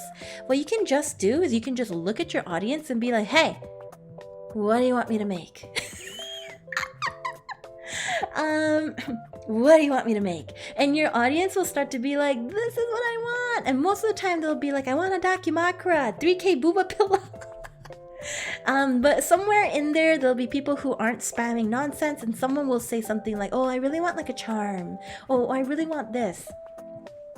My first round of merch was I did 4 different patterns of keychains, as well as I think the body pillow, and the body pillow wasn't planned. But the reason that I did the keychains was because I just felt like my audience might appreciate having a little EO to take along with them on like trips. So that's the everyday with EO set, right?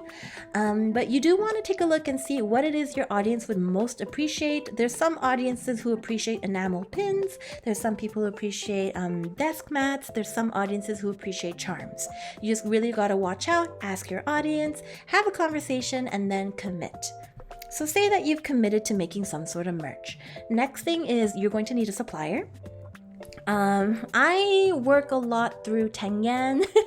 Tanyan's like my merch manager. But personally, I've worked with Juno's Charms and I've also worked with Vograce. You can find them both if you Google it. Vograce, Vograce. Otherwise, Juno's Charms is on Twitter. It's Juno, Juno's Charms. Those two suppliers are pretty good and I actually really appreciate their quality. I appreciate their attentiveness to detail. They are based out of China.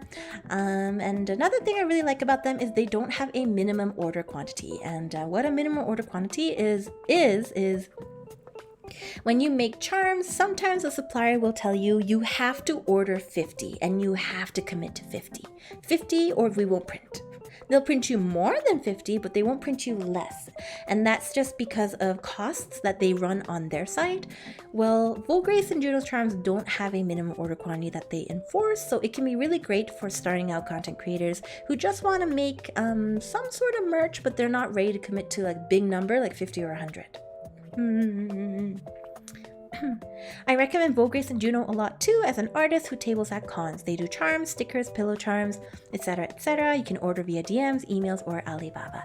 Fantastic! Thank you, Ray! Ray knows more about it than I do, honestly. Yeah, I've had some really cool charms made through them, and I've had other things made through them as well. Really, really fantastic.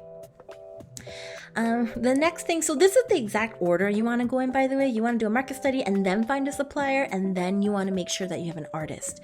The reason being is you don't really want to take art and then be like, I'm going to turn it into a charm or I'm going to turn it into a body pillow, because depending on what kind of merch you're trying to make, the specifications for your art is going to be different. For a body pillow, the size of the art is crazy. Like it has to be huge, or else it'll start to look pixely and disgusting. So you want to make sure that you get a supplier, you get the information from the supplier, you get their minimum order quantities, you get their specifications on template, like what sizing everything needs to be, and then you take that to an artist, and the artist will create you the art file. The next thing that you need after you have all that and your order is in is you also need an online shop, such as for me, I use Big Cartel. There's a lot of other systems that you can use, or a Google form if you think that the order amounts will be small enough to warrant that. But you just need somewhere to intake orders and addresses and stuff like that. And then after that, you also need some funds. I prefer to do my orders as a pre-order because then I know exactly how many charms to order. I really hate having extra merch laying around because I don't like clutter. But you do need some funds. You can run anywhere, I don't know, depending. It really depends what order quantities you order, what you order, and where you order from. But I would recommend if you're doing a run of about 100 acrylic key charms, I would recommend setting aside at least $1,000 right to begin with. Same thing as me, say you did like 4 different designs. So that's just something to keep in mind. Other than that, your supplier should also be giving you a quote before you provide them an art file. They shouldn't just be like, oh yeah, I'll do it. And then you give them the art file and they're like, all right, 10 grand, please.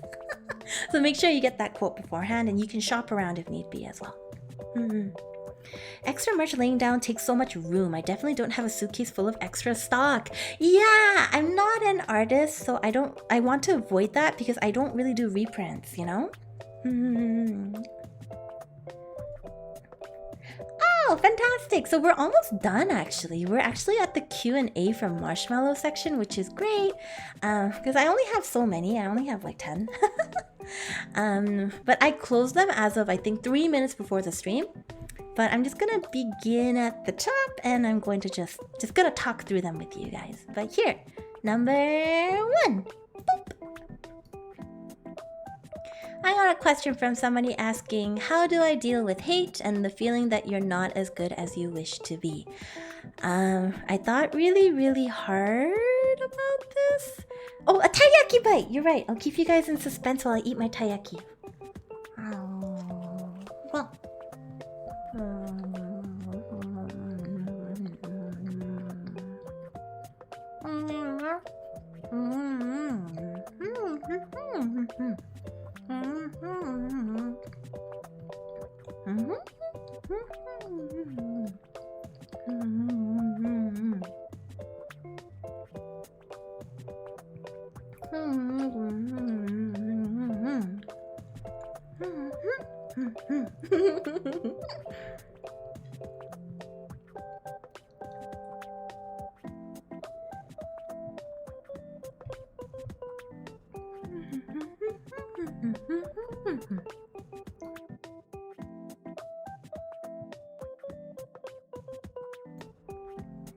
Ha!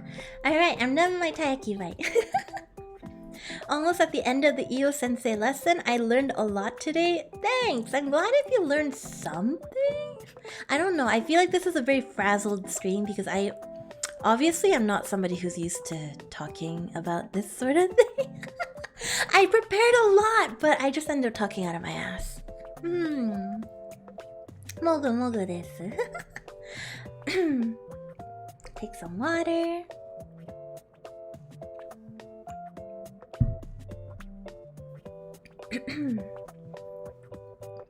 Alright.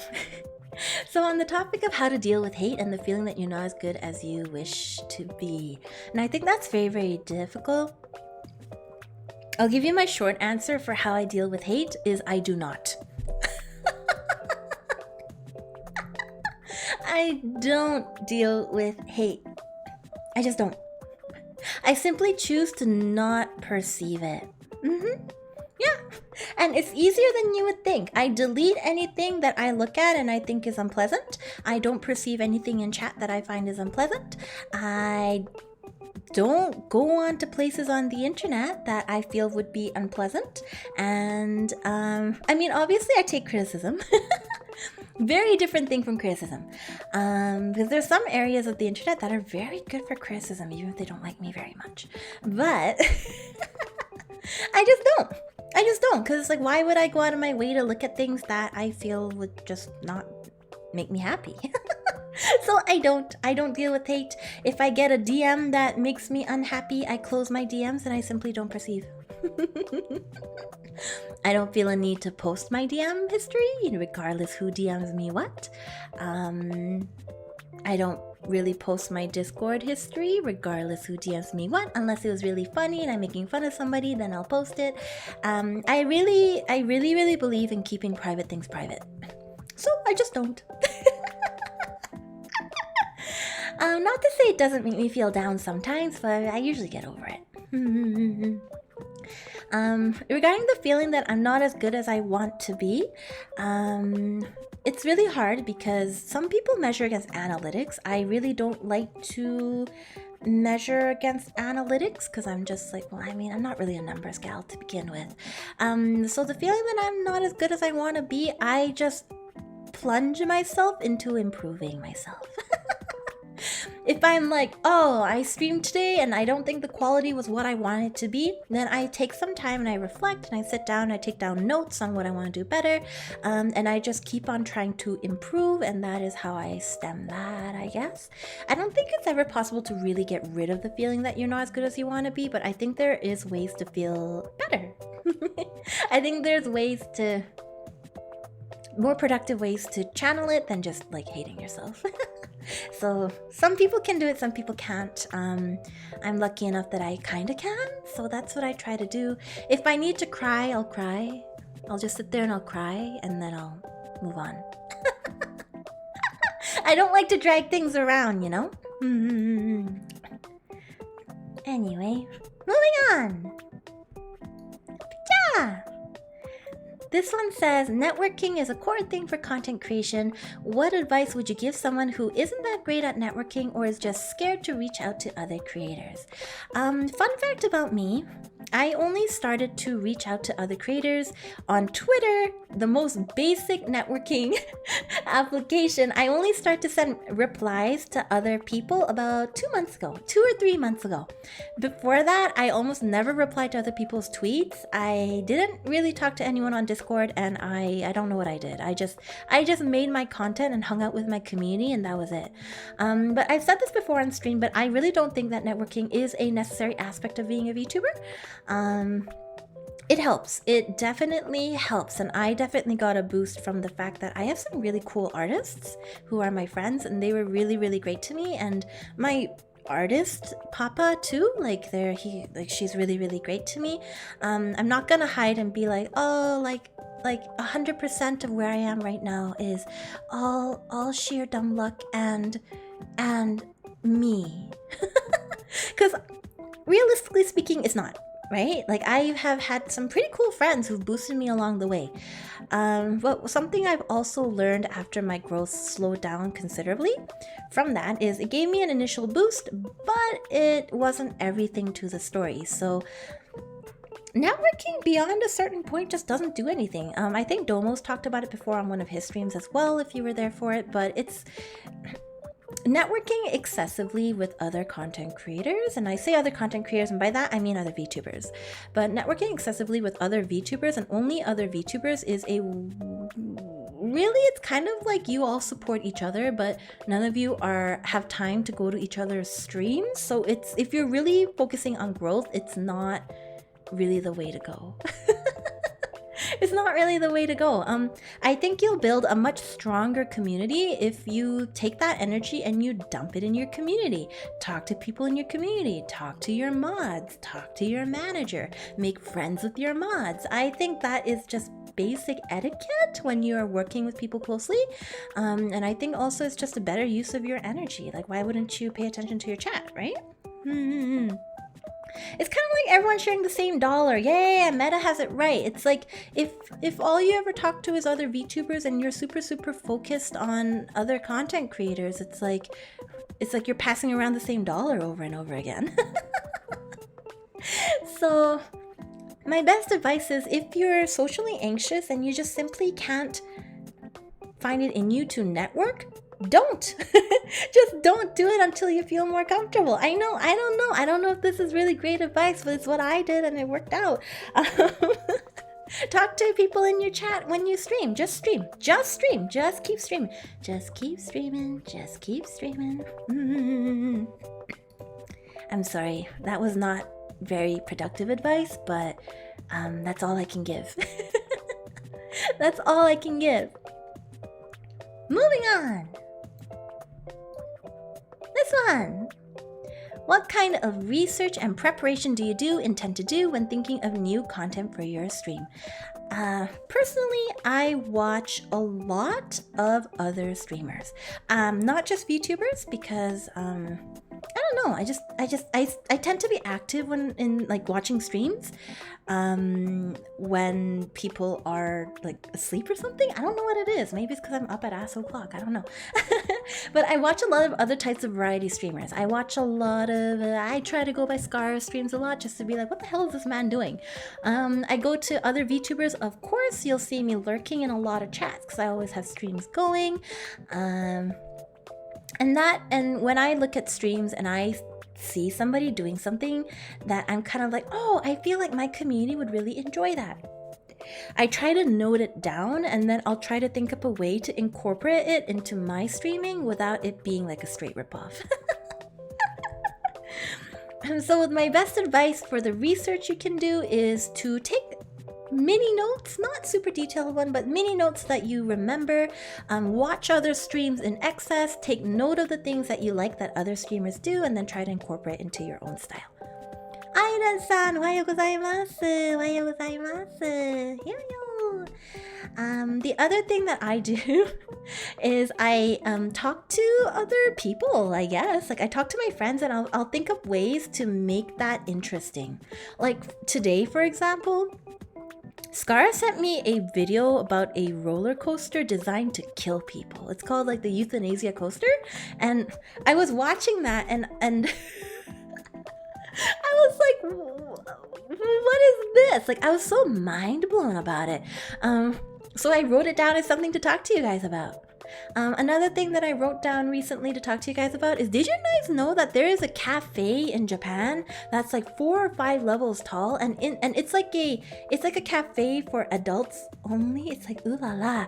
But if in one of the floors, there's a floor where there's a bathroom stall where you can go and do your business in the bathroom stall, but all the walls are a one-way mirror, and so the people looking in can't see you, but you can see out. And then right in front of you is a JAV actress, and then you can ask her to watch you doing your business, but she can't actually see you. thing. But anyway, that is the type of preparation I do when I'm ready to stream. You've seen the anime man talk about it. Hey, same hat, man, same hat. Me too. I was watching it and I was like, oh, this is something my chat might enjoy hearing about. I don't know. And like, obviously, I don't usually just relay it exactly the way that I saw it. I think of a little spin usually. Yeah, it's a 4 or 5 story building. It's like a cafe or a museum, and it's all JAV actresses that work there.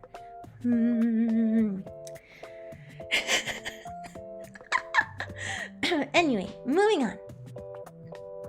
Oh, actually, sorry, before I move on, I'm going to talk about one more thing, is what other stuff I do when thinking of new content for my stream. So for example, for the gacha stream or for whatever like that, I just kind of think about what my chat likes to do. Like kind of memories that we have between us and things that I think my chat likes to do. Yeah, market research again. I keep on calling it market research and it sounds really fancy, but really it's more like me reading my chat and being like, oh, everyone here really likes gacha, huh? Moving on. Alright, this one kind of stumped me. What do you think is your appeal as a streamer / content creator? Genuinely, I think it might be that I'm a tryhard. You guys know the answer to this better than I do, but I think it's that I'm a tryhard, and people who like some people think that tryhards are really lame and they ignore me, but some people think that tryhards are like somewhat pleasant to listen to, so then they come to my channels. You admire my gumption? What is gumption? What is gumption? Wait, you try? Yeah, I try super hard. I'm a tryhard. You guys didn't notice that? No. But other than that, I think my appeal as a streamer is just that I'm a pretty relaxed streamer. And for people who want something more high energy, maybe they wouldn't come by. But for people who just want to have some person in the background talking about basically nothing, I'm your gal. I'm your dragon. I'm your dragon. Boom. Next one. It says, how do you grow? How do you keep the attention of the audience that you gain from growing? That one is really hard, and I'm going to talk sheer numbers for this one because I have no other way of answering it. I don't know exactly how to grow. I want the answer to that. I just keep streaming. I just keep streaming and I grow like 20 viewers a chat, and I think that's pretty cool. But how do you keep the attention of the audience that you gain from growing is you pay attention to what your audience tells you. And your audience is not necessarily telling you something only by the things that they say in chat. It's, for example, viewer retention rate. When you are doing something and you notice that there's like a raid and a lot of people stick around from that raid, you can kind of think, it could be a few factors. It's either that your channel overlaps with that other person who raided's channel so much that the viewers were like, oh yeah, you guys are basically the same, I'll stick around. Or it's that you're doing something or another that is retaining these viewers. So I would just say pay attention to the viewer retention rate from when you're doing stuff. And keep on doing the things that you feel like you grow from. Keep on doing the things that you feel like you grow from. And I really hope that my stream didn't just like crash because suddenly I don't see anything moving. Suddenly I don't see anything moving. Hello? Hello, computer? Oh, it's just Streamlabs being Streamlabs. Psh. Is rating other streams a worthwhile action at the end of a stream? It completely depends. For me, again, it just comes down to viewer experience. If I log on and I feel like there's other people online that I think... other people streaming at the time that I think my viewers would enjoy, then yeah, I will send my viewers on because I don't want to just strand my viewers with some dude who's I don't know, mixing paint. I feel like my viewers would maybe not appreciate that. I don't really know. So more or less, I try to keep to the same vibe of stream or the same type of VTubing, an art stream, whatever like that. And then I'll pass my viewers on that way. But sometimes I won't stream. Sometimes I won't raid because I'm concerned about, you know, like maybe my viewers just won't enjoy the people that I see to stream. Yeah.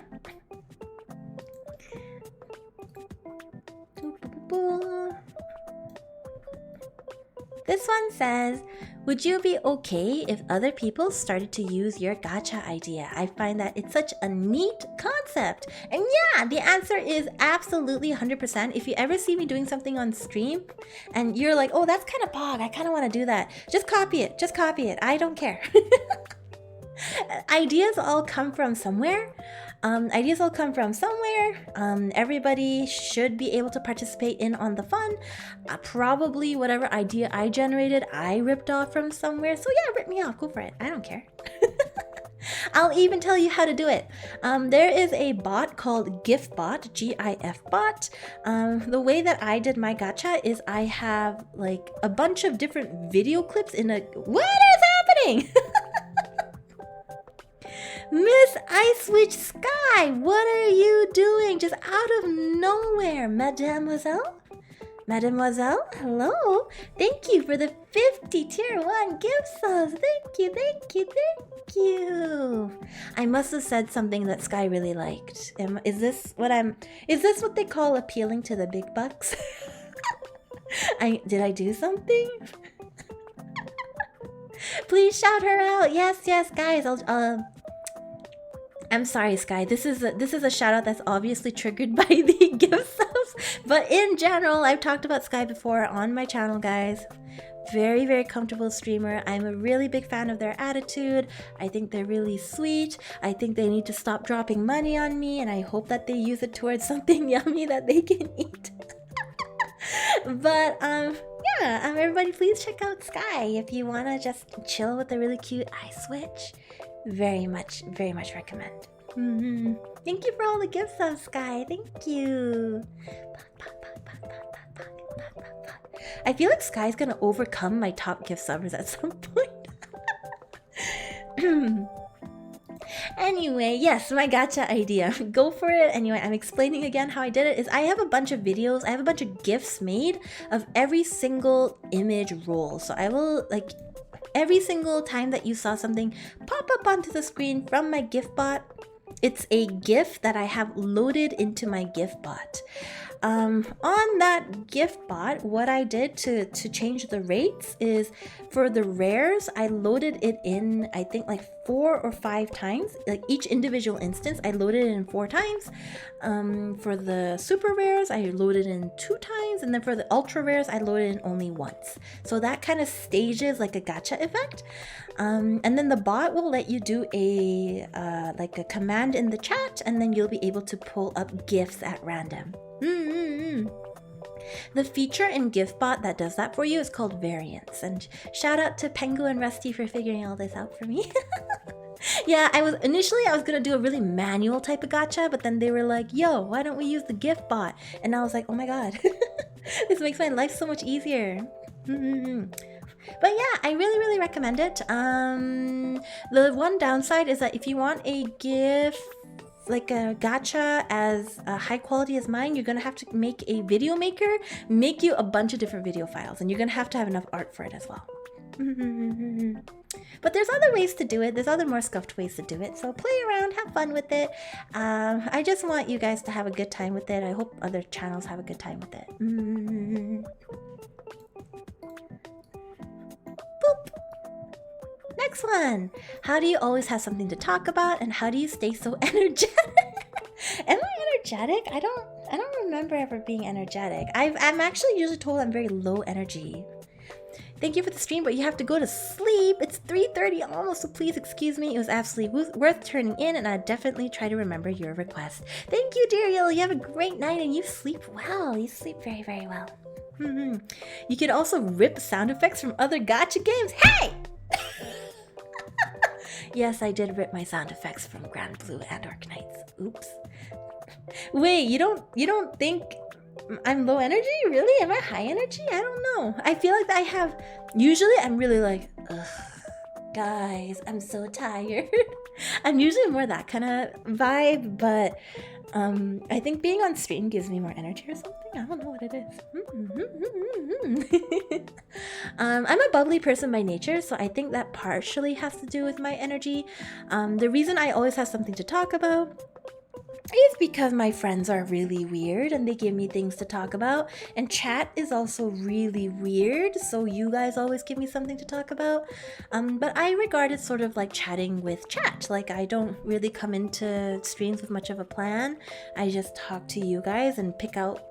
After a while, you get really good at picking out comments from the chat that you can bounce off of.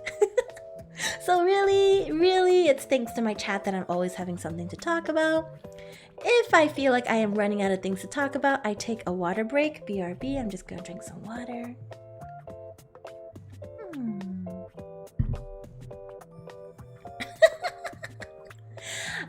And worst case scenario is I do come into streams with a notebook and a few different things that I want to talk about. For example, today I want to talk about the weird sex museum in Japan, the thing that I talked about with like the mirrored bathroom. And I also want to talk about Scar and his weird death roller coaster. So whenever weird things happen in life, I just like write it down. And I think part of the fun of streaming is finding the funny ways to talk about really normal things that happen. Yeah. Yeah, so what I've understood is that Scar wants to kill us all with a roller coaster. It is a sex cafe? No. It's like a JAV museum. Yeah. Anyway, moving on. Anyway, guys, I'm just kidding. The video that Scar sent me is literally just a video. He was like, "This is pretty cool info," and I was like, "Yeah, it is cool info." Anyway, moving on. Next thing.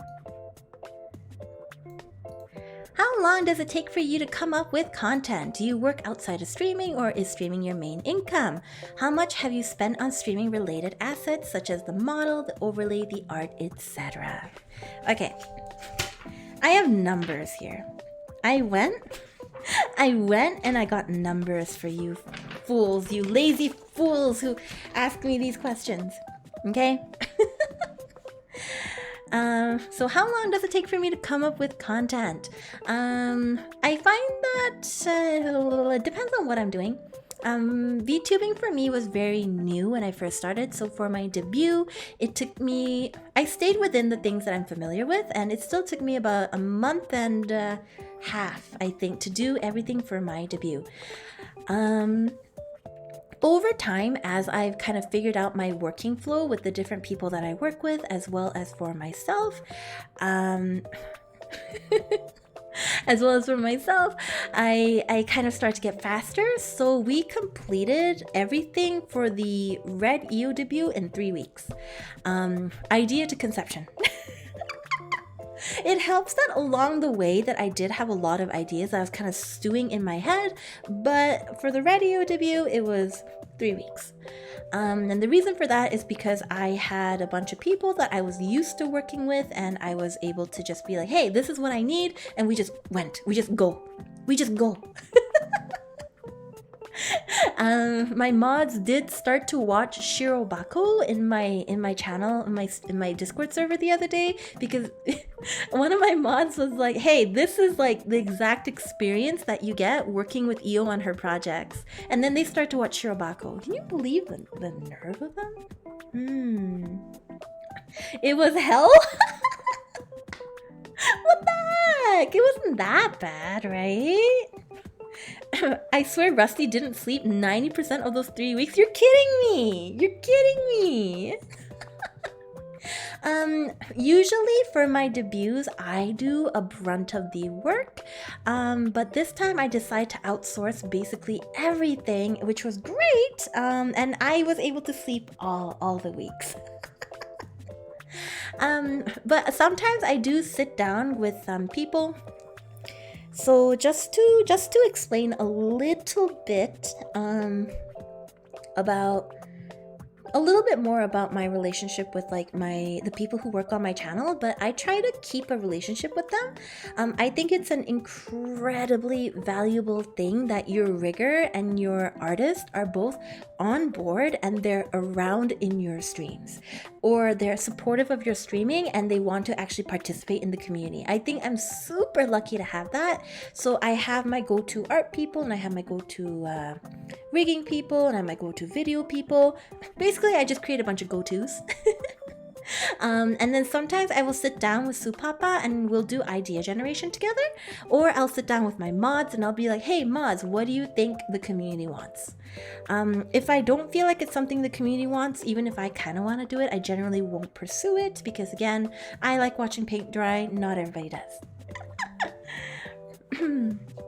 Do I work outside of streaming, or is streaming my main income?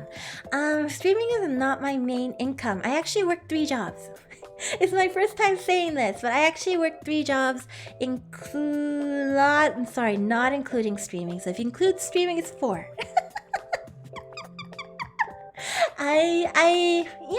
Because streaming, I really envy people who can go full-time with streaming. I don't have that type of confidence. So I do work 4 jobs because I want to take care of a lot of things. I have a lot of things in my life that I'm trying to take care of. But that's okay. That's okay. I'm tired a lot and I get sick sometimes, but other than that, I'm doing pretty okay. Like I said, guys, we live in a capitalist hellscape. Alright, here's the big numbers, guys. How much have I spent on streaming related assets, including the model, overlay, art, etc.? So I got a very basic ballpark of how much I've spent on everything. And it kind of made me want to die, not gonna lie. Alright. So, let me just quickly count my models, okay? I have Pinkio, I have Scuff Pinkio, I have Made Pinkio, I have 6-month Pinkio, I have Scuff Red Eo, and I also have Red Eo. You total all that together, just my models alone, $10,000 USD, okay? It's not exact, but we're in that ballpark. We're in that ballpark. Thinking about things like overlay and the fact that I switch around between and also guys, you guys are just keeping in mind that you pay for quality, right? So I pay for, like Sundari Maids has a lot of Twitter followers, last I counted. A lot of Twitter followers. And her art is crazy good and she's extremely exclusive. She does not take commissions. So just the fact that she opened commissions for me and is willing to work with me on my model constantly, I think the price is justified. And yes, that's for models in general, so model and rigging. How much did we pay for? I won't give you guys a number because it'll make you feel bad. But I can say that the model rigging for Red Eel was fully paid for by you guys. Beyond that, on my overlay, so I have a lot of overlays, and in terms of value, including, so it's the overlay designs for multiple different overlay styles, like my live scene, my just chatting. There's also things like my starting screen, my intermission screen, switching it out depending on the model, blah blah blah. I think I'm in the ballpark of about $2,000 for overlays, including all the code that I have asked Pengu for. Anyway, moving on from that, art assets. I don't have a really good idea of art assets, but just rest assured that I pay commercial fees for all of the art that I do use on stream. If you've never seen me use it on stream, I probably did not pay a commercial fee for it. I've spent less than I think a lot of other VTubers on art assets alone. I've spent about $3,000 USD. Other things including music and other miscellaneous, I would say about 1,500, including things like alerts, for example, like the coding for the alerts, yada yada. Videos, like the videos I've created for content creation in general, like all the GIF stuff and lore videos, I'd say about 1,500 there as well. So totaling everything together, I think I have totaled close to about $25,000 so far into the VTuber haul. $20,000 to $25,000 I think is a very good estimate for how much I've spent in total. But because we're being super honest today, I have made enough back for my time. So it's like a part-time job, but at like a minimum wage. It is a big investment, but the channel runs itself, so I don't regard the money that I receive from you guys entirely as my own. It's kind of like running a business. I do budget my money, so I put money aside to make it worth my time. Well, it's worth my time either way. I think I would do it regardless of whether I made a profit or not. But so I put some money away for me, and then the rest of the money I think about for investment purposes. The main thing I worry about is having time alongside my full-time 9-to-5 job. How many hours do your 3 normal jobs take? So I'm gonna be honest, I have a 9-to-5. So I have a 9-to-5, and I also work 2 more jobs on the side, and then I stream. So in total, on days that I don't stream, I also work weekends. So in total, I would say that in a day, I work close to about 16 hours. Yeah, about 16 hours, and then I cook and clean, and then I pass out. But I mean, I'm good that way. I've done it for a long time. ちっちゃくてかわかわ。ありがとうございます。ちっちゃくなりました。How can I stream? I just budget my time really well. I budget my time really well. I wake up early. I sleep a little late.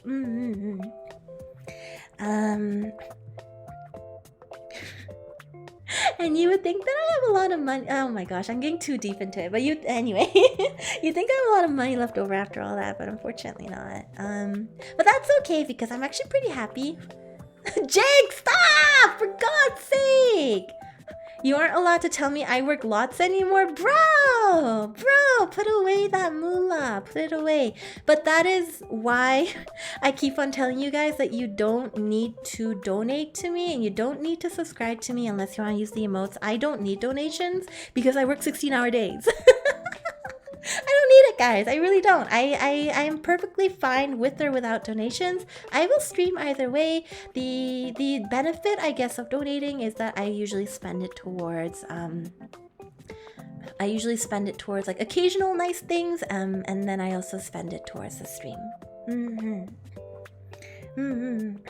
You need donation, not 16 hours of torture. I kind of do it because I like it though, a little bit. I don't know. Like, I've never known any other lifestyle, I guess. I don't know. I've been doing it since I was in high school, so I'm just used to it now, you know? Yeah. But anyway, yeah, 20 to 25,000 for the stream. Thanks for the question. This was a good question. Moving on. She's a workaholic. I'm a little bit of a workaholic. Don't mind me, okay? Hello, Io. I've always wanted to know how you plan out your awesome hype events and how you organize merch to the point where everything goes smoothly. How did you find such great artists to commission?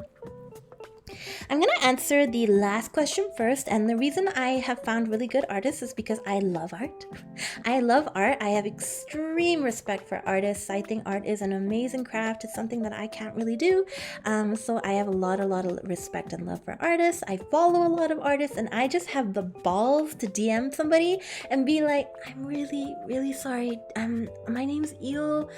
I'm a dragon. Would you maybe be down to do some art? I'm willing to have long timelines and pay commercial fees. And if it works for their schedule, great for me. I pay them and it goes on like that. So really, I just browse art a lot.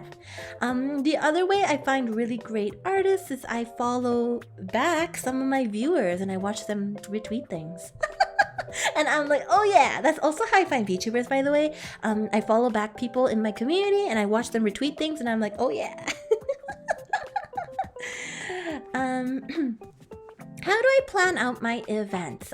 So events start at the idea level. So usually my idea starts really...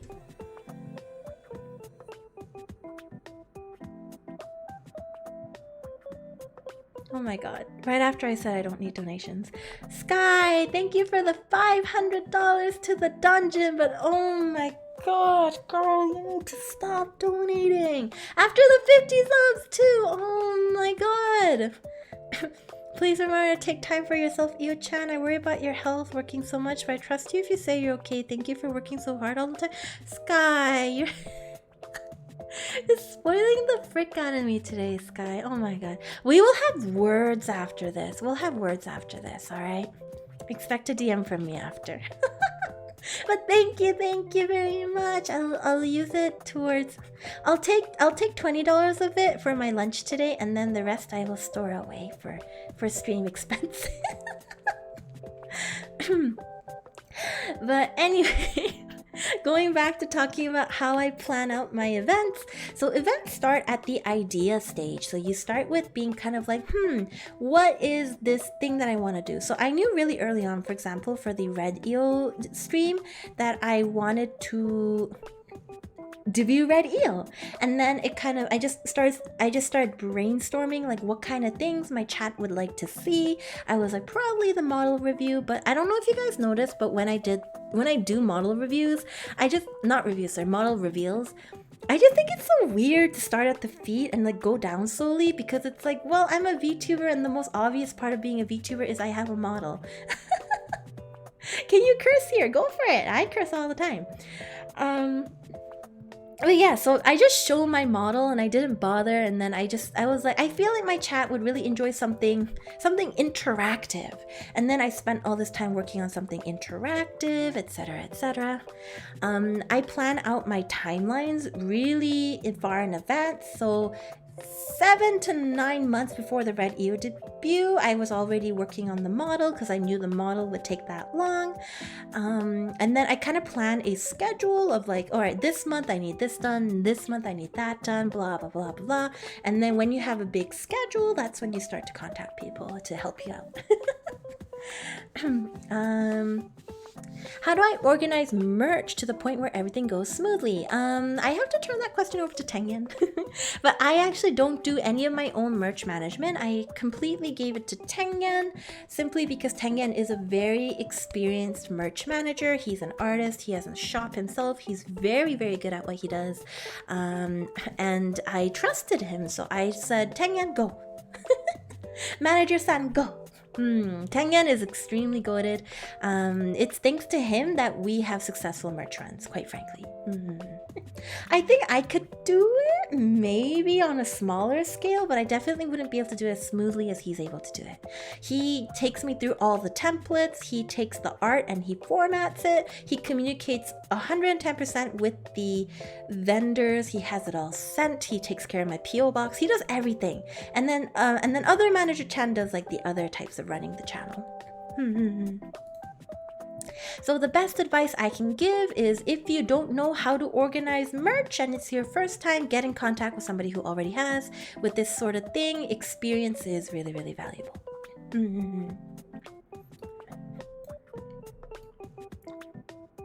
Next question. Hardest thing about streaming as your job? I think the hardest thing about streaming...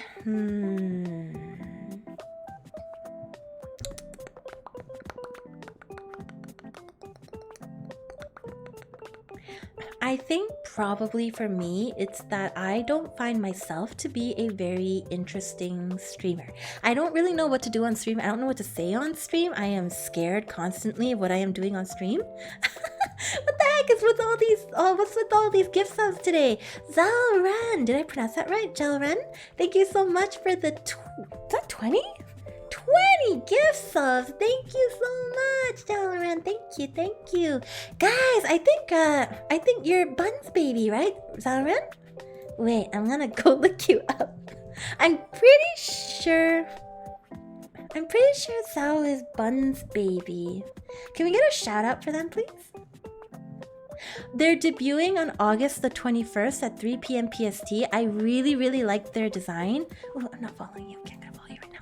But anyway, guys, please say hello to Zalran and please be good to them. Make sure that you go and watch their stream, okay? Watch their debut. Watch it. I'll be there for sure, so you guys gotta be there too. Anyway, Continuing. You just want to simp for the dragon, so please help? No. We simp back in this channel.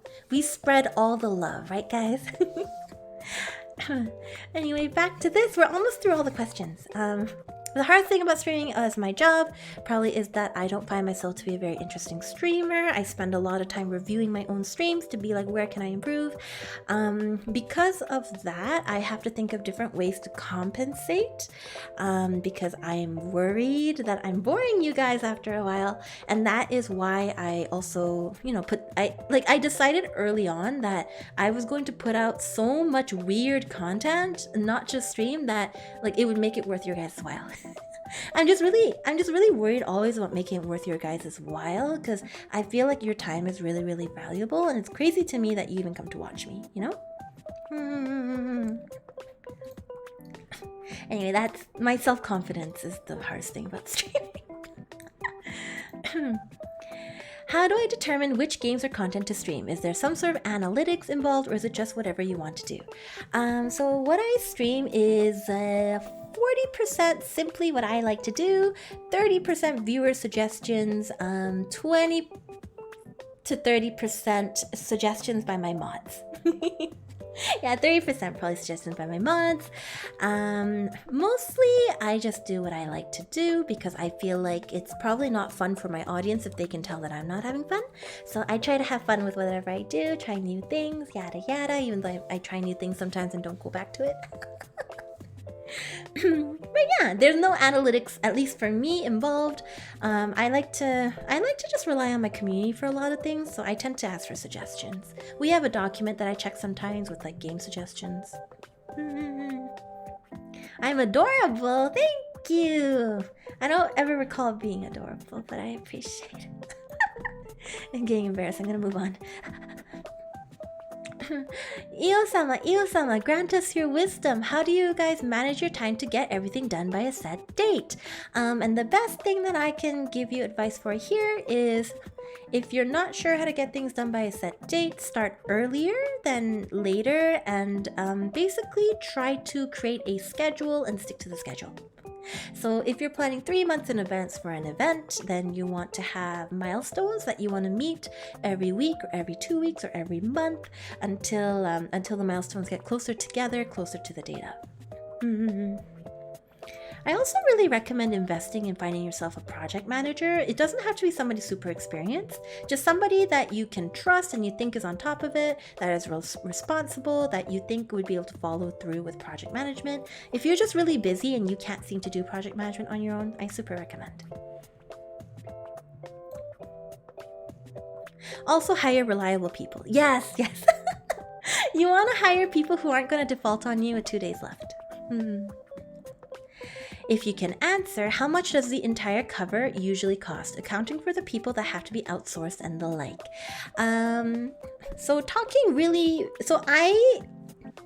I'm giving numbers to you guys, but just keeping in mind that I don't tend to go for a bargain on things because I really value quality. I really want like top of the line kind of stuff from people, which is why I get like Tengen and Su to do everything for me when it comes to art.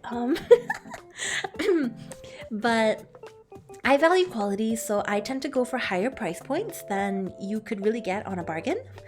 There's a lot of people who charge less than I think they should be charging, but I don't know. But I'll give you a number for my I Was Human cover. That mix was about $100 for the full solo, and that was with some kind of difficult timing as well as the harmonies. I didn't sing the harmonies, they were artificially made, so the mixer charged a little bit more for that, so $100 there. And this is all in USD, by the way, because I operate in USD. The video, I think, was probably, for a video like that, $200, I would say. So, but we're at about $300 now. And the art, if you have one art piece the way that I did in I Was Human, you should expect about $100.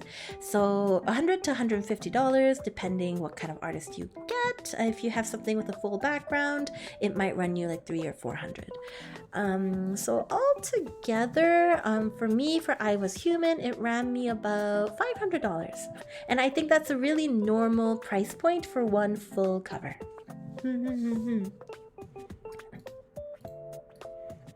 Moving on. Any tips to aspiring VTubers? Do I have notes for this? All I have is generic advice. Do have fun. Do stream the things that you like. I think it's going to be easier on you in general as a VTuber if you get known as a variety streamer right off of the bat rather than only doing one thing, because you want to build yourself a community and you want to build yourself consistency, but you don't necessarily want to pigeonhole yourself into doing only one thing all the time. So that's one thing I would recommend for a VTuber who's starting. The other thing is don't look at your analytics all the time, because it's just going to make you feel bad. There's no person in the world, I think, unless you're really mentally strong, where you look at analytics on a bad day and you feel good. At most, you'll just feel kind of meh, you know? So don't look at your analytics. Just stream the things that you like. Do variety, do a bunch of different things. And I can't stress this enough, but get to know your community. Build a community. Pay more attention to the people in your chat talking to you right now than you pay attention to people with 100,000 subscribers, okay?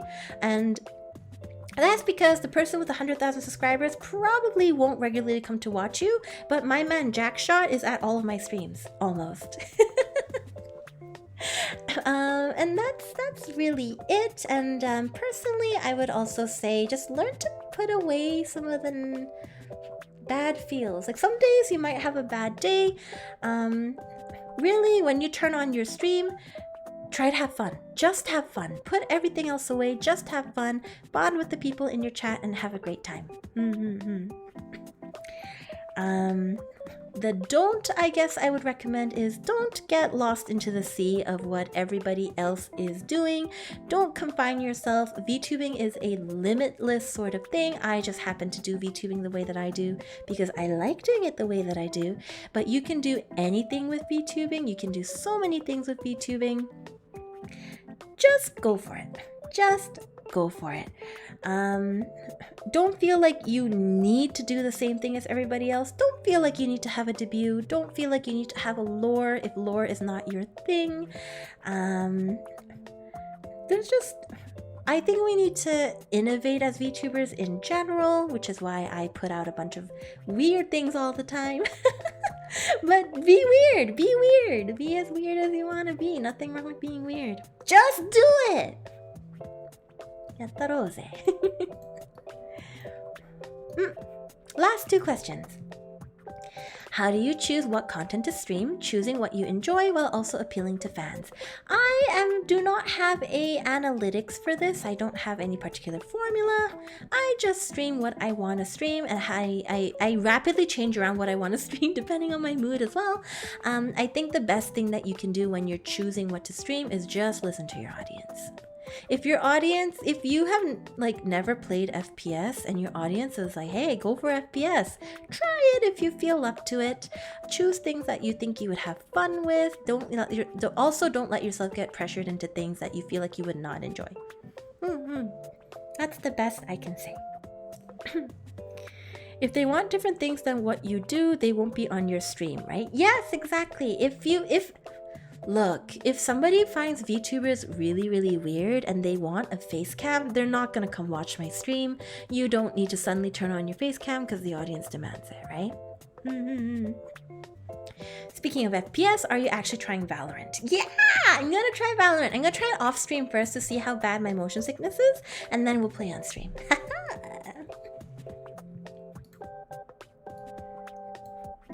Last question. Do you need a license to make a cover? The short answer is yes, the long answer is no. So covers do fall under a creative gray zone in which most cover artists are pretty okay with it, and legally speaking, as long as it's like a cover and it's an interpretation, it does fall into kind of like a more okay than it's not okay. the times you're gonna need, but just keeping in mind that you might have to revenue share. So if you put a YouTube cover and it's the original composition belongs to somebody else, which is what's gonna happen with the cover, you might need to split the revenue that you get from it on the YouTube video, like 60-40, 30-80, 70, whatever. I can't math. The other thing I'd just be careful about is sometimes people are making original music and they say, please don't cover this, then please don't cover it. It's just an asshole move to do. If you cover it, just don't do it. For mainstream music, generally it's okay. Generally it's okay because YouTube has a great content ID system and really it's like a weird whitish gray zone. But yeah, that was more or less all of the Curious Cat questions. I can't believe we got through all of them. I mean, obviously I had more. I had more, but some of them were like, how much sugar should a normal adult have in a day? And my answer is like, as much as you want, okay?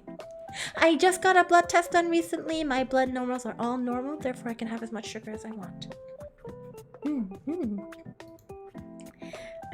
Anyway, how much sugar should be put in tea? No more than 1 teaspoon.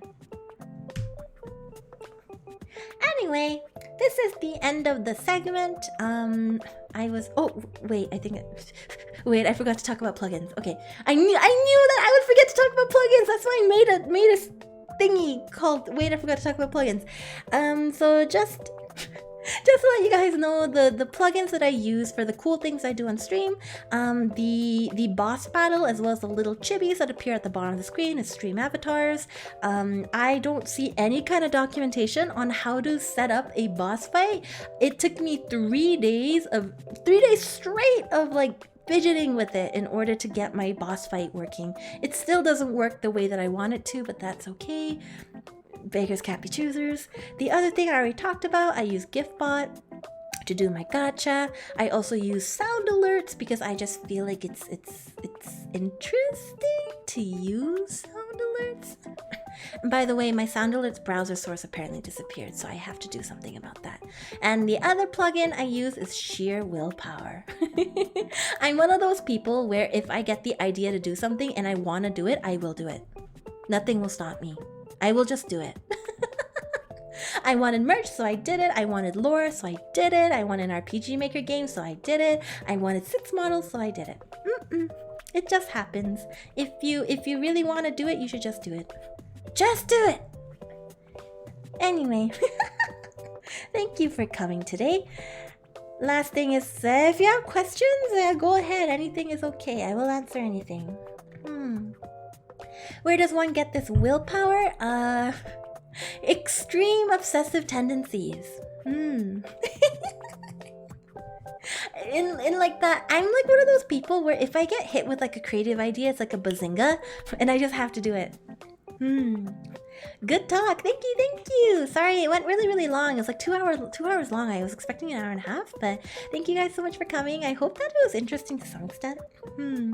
Would I be willing to collab with non-VTubers? I have collabed with non-VTubers and I would be more than down.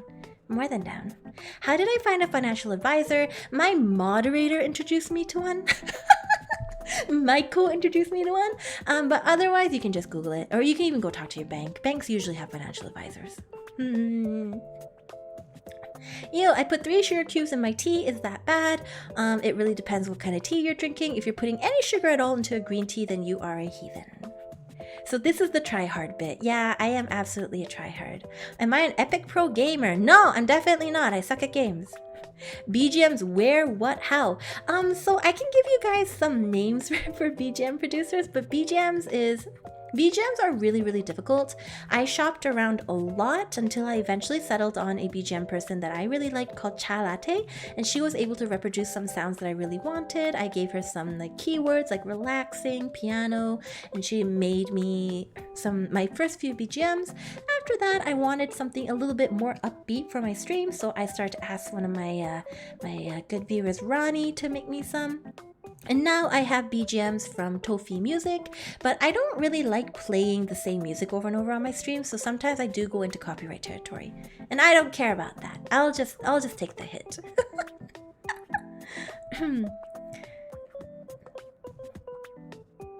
How much mana does it consume to brainwash all to stay? I would think that it takes at least 2 decibels.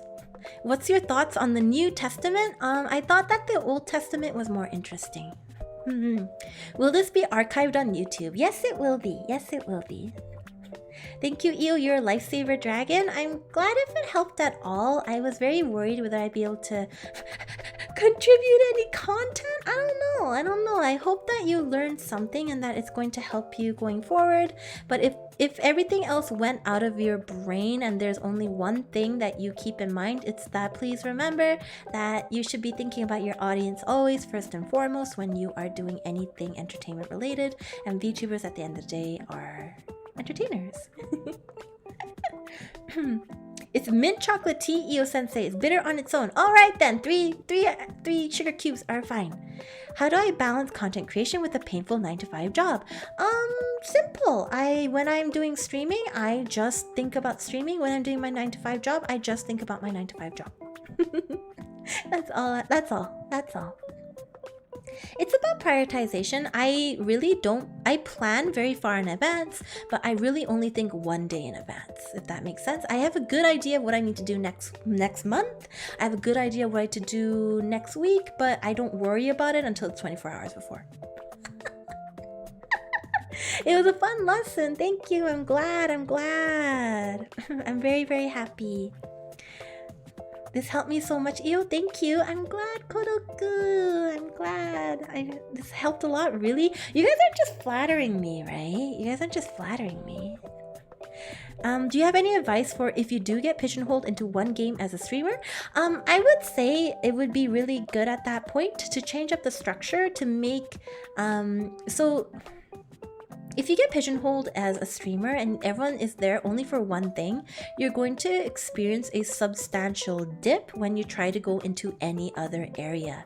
I think that at that point, all you need to do is you can keep on doing the thing that you want to do, but you can maybe limit it to one consistent day a week, like every Sunday you play Valorant. And then the rest of the time you just do whatever and then let the viewers come to you. Don't be super sad about the dips in viewership. You will have some people being like, hey, I miss you playing Valorant 3 times a week, but you know what, you gotta move forward with what you want to do, right? Thank you, Io. Your insight was very helpful and I really appreciate your mindset regarding your fans and artists. Thank you. I'm glad. I like to have standards. Very informative, comfy, and insightful. Thank you. The way it was really informative and the way you put it together was very professional. Thanks! But just to be clear, this is all Comic Sans. This is Papyrus, Chiller, and Comic Sans. Do you like my things? Isn't every stream just a flatter Io stream? God damn it. I'm gonna get a full head. I'm just really happy if it helped at all. Supergram, thank you so much for gifting a subscription to Hasumi, Eileen, and to Clea. Thank you. Welcome to the Donut Dungeon. I really love Clea. This has been really interesting to listen to. Thank you, Clea. I'm just very opinionated, and I have a lot of ideas on how you should treat other people, which is with respect and kindness and basic consideration. Very professional yet chill stream. Thanks a lot for the wealth of information. Oh, thank you. I'm glad if you enjoyed. Look, if you guys ever have questions, you're always more than welcome to give me a quick mention on Twitter. You don't need to, if you want to be anonymous, you can use Marshmallow. I check my Marshmallow regularly. Do you think it would be worthwhile for someone to do something like this, but on the business creation, accounting, marketing aspects? What do you mean by that? I'm not a planning person and kind of wing everything, so it's really good to hear about what the other side of the coin is like. I'm very much a planning person, yeah.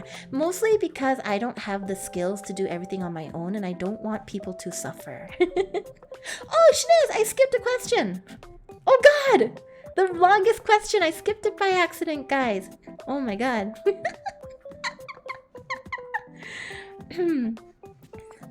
Here, I'll answer it. It says, hey you, I've always been impressed with your output and new features, stream ideas, new overlays, new outfits. It feels like a corporate tier VTuber.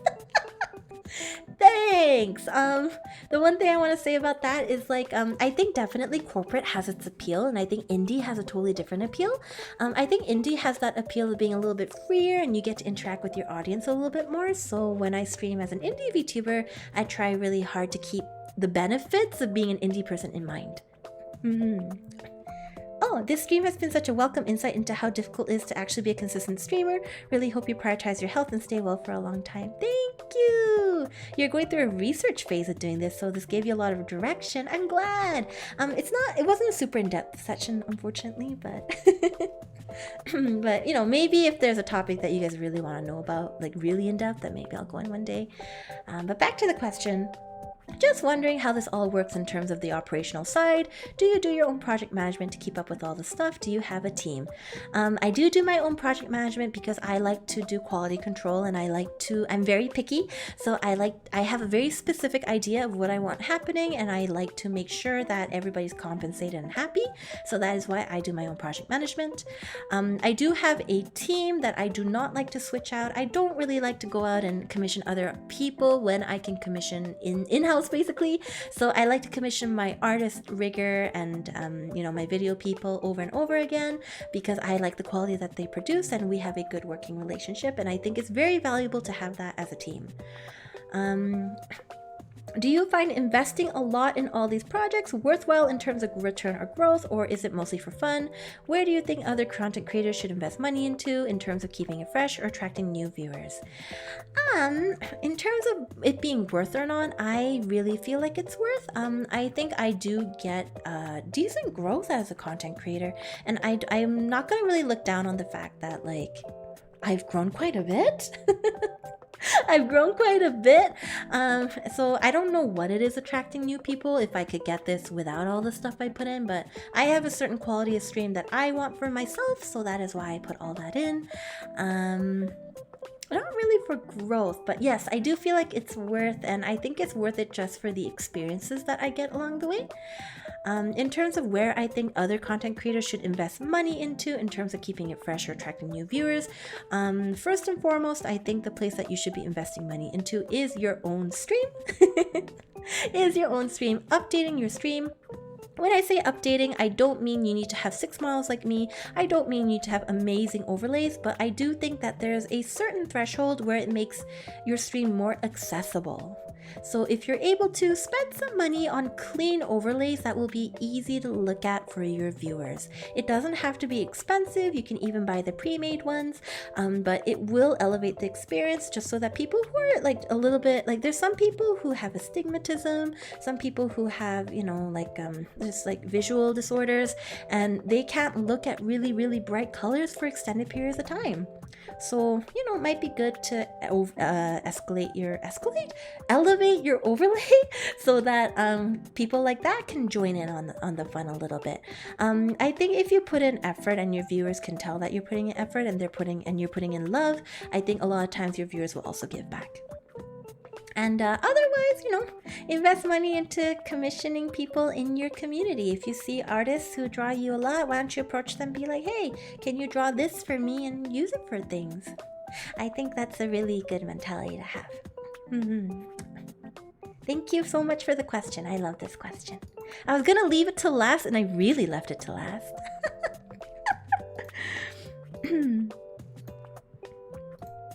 You could be highly limited to USA VTubers, but like after people make a certain amount of income, they're required to report and thus need to create a business, learn how to document, account, and report it all. Yep. I think that's true in most countries. If you go past a certain...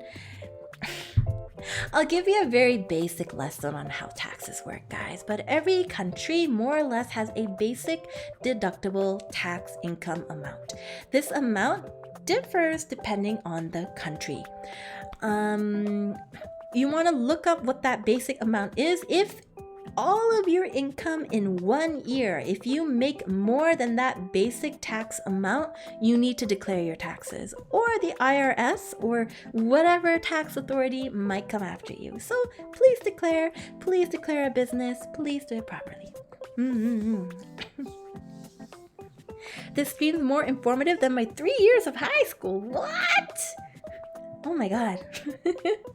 how taxes work. I pretend I do not hear it. Oh my god, man. If Skara can outrun the tax man, then you can too. I don't want to outrun the tax man. I like my taxes.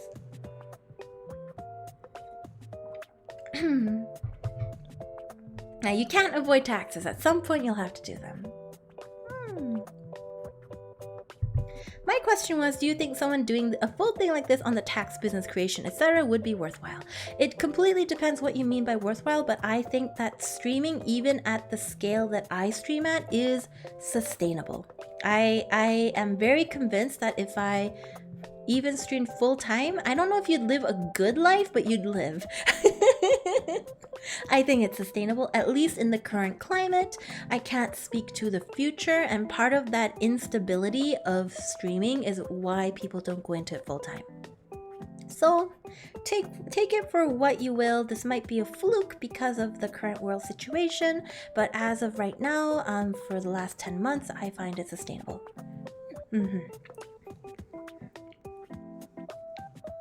I doubt IRS would be keen to come knocking on a dragon's lair. Yeah, but nowadays they do it all through the phone and through like email and stuff, you know? If you hide out on the moon, the tax collectors will never reach you. All right, in before I go to the moon. Pachoo! The way you said that was super scary. The way I said what? What did I say? Phone and emails, yeah, right?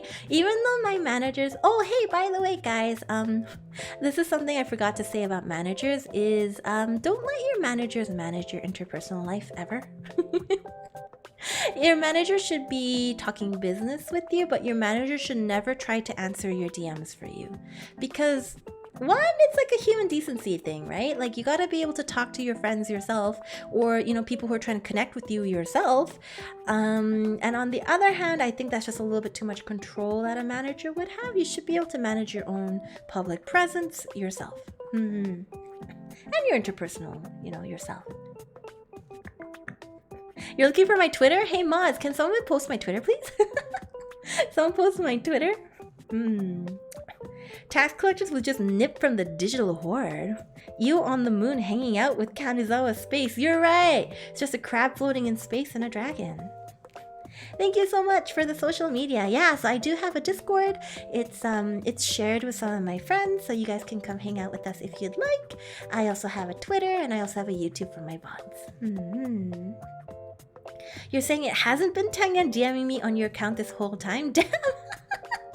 Jake! If it was Tengen, you would know, because he would sound exasperated. Io Sensei, is the filing taxes and tax havens for VTubers 101 coming up next?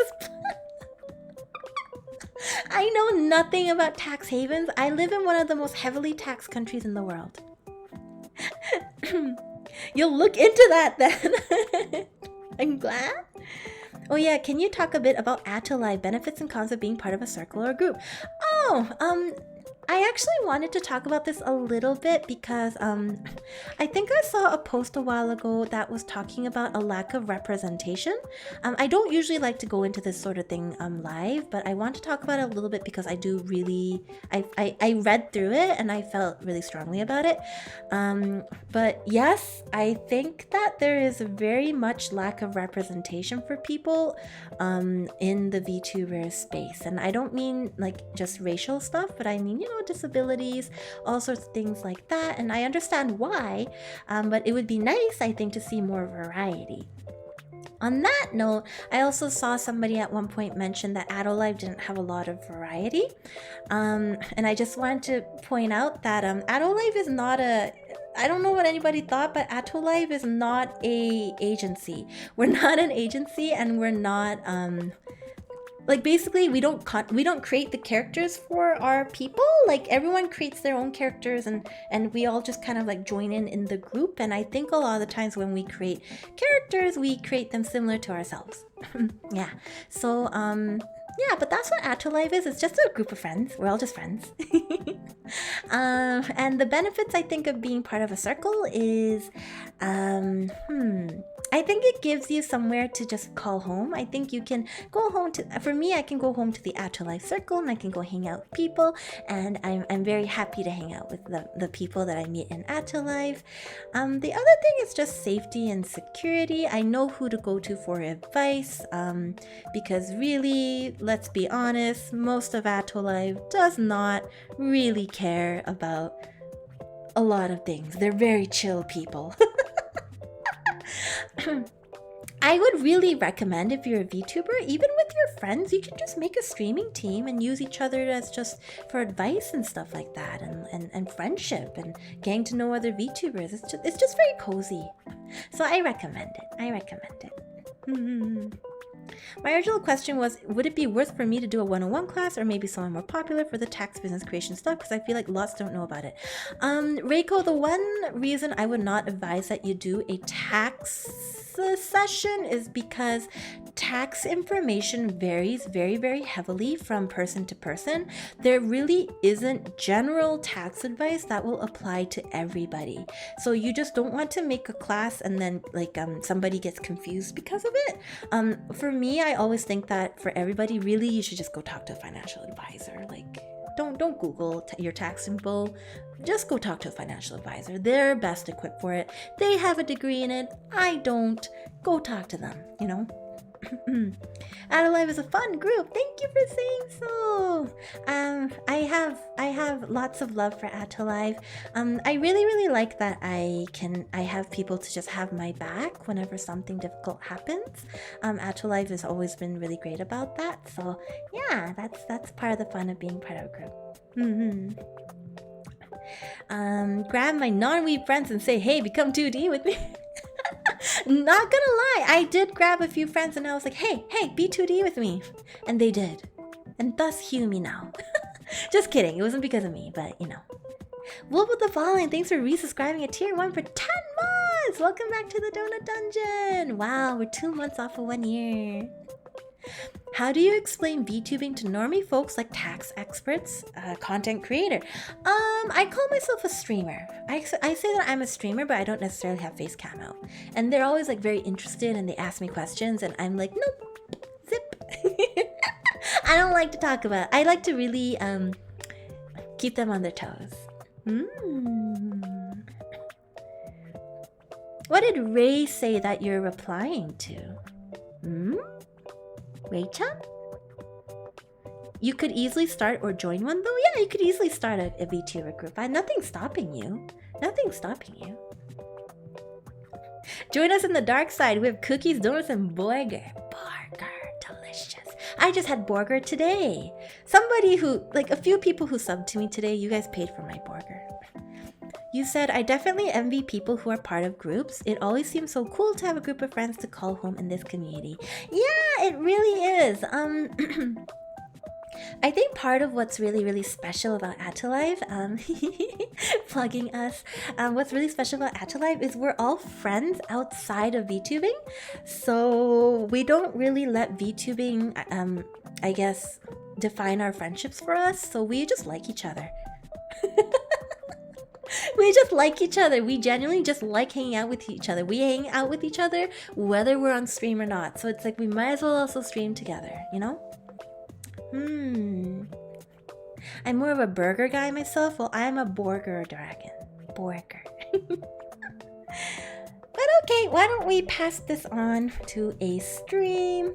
Manto Ray, you're not going to tell me that you're going to go live in the next 20 minutes or something, right? Ray, are you streaming today?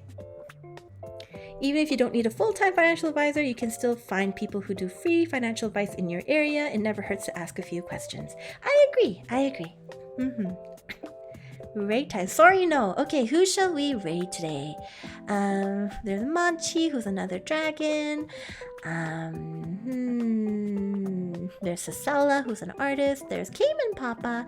There's Solana, Minnow, Yulietta. There's also Girl DM, who's been popping off. Astro. Junie, General Giga. So many choices. Who do we want to raid, guys? You want to decide? Julieta? Cayman Papa? Who do we want to raid? Thank you for the informative stream. You learned quite a bit. I'm glad if it was informative. I'm glad it was informative. A redeem I was gonna do. I'm too tired. I'll return that redeem. Oh my god, can you return whatever redeems I haven't done today? Giga streaming Ace Attorney. I've actually never been to Giga streams. Let me see what they're like. Just heard, leave no further room for Oh, doubt. so cute. Do you guys want to watch Ace Attorney?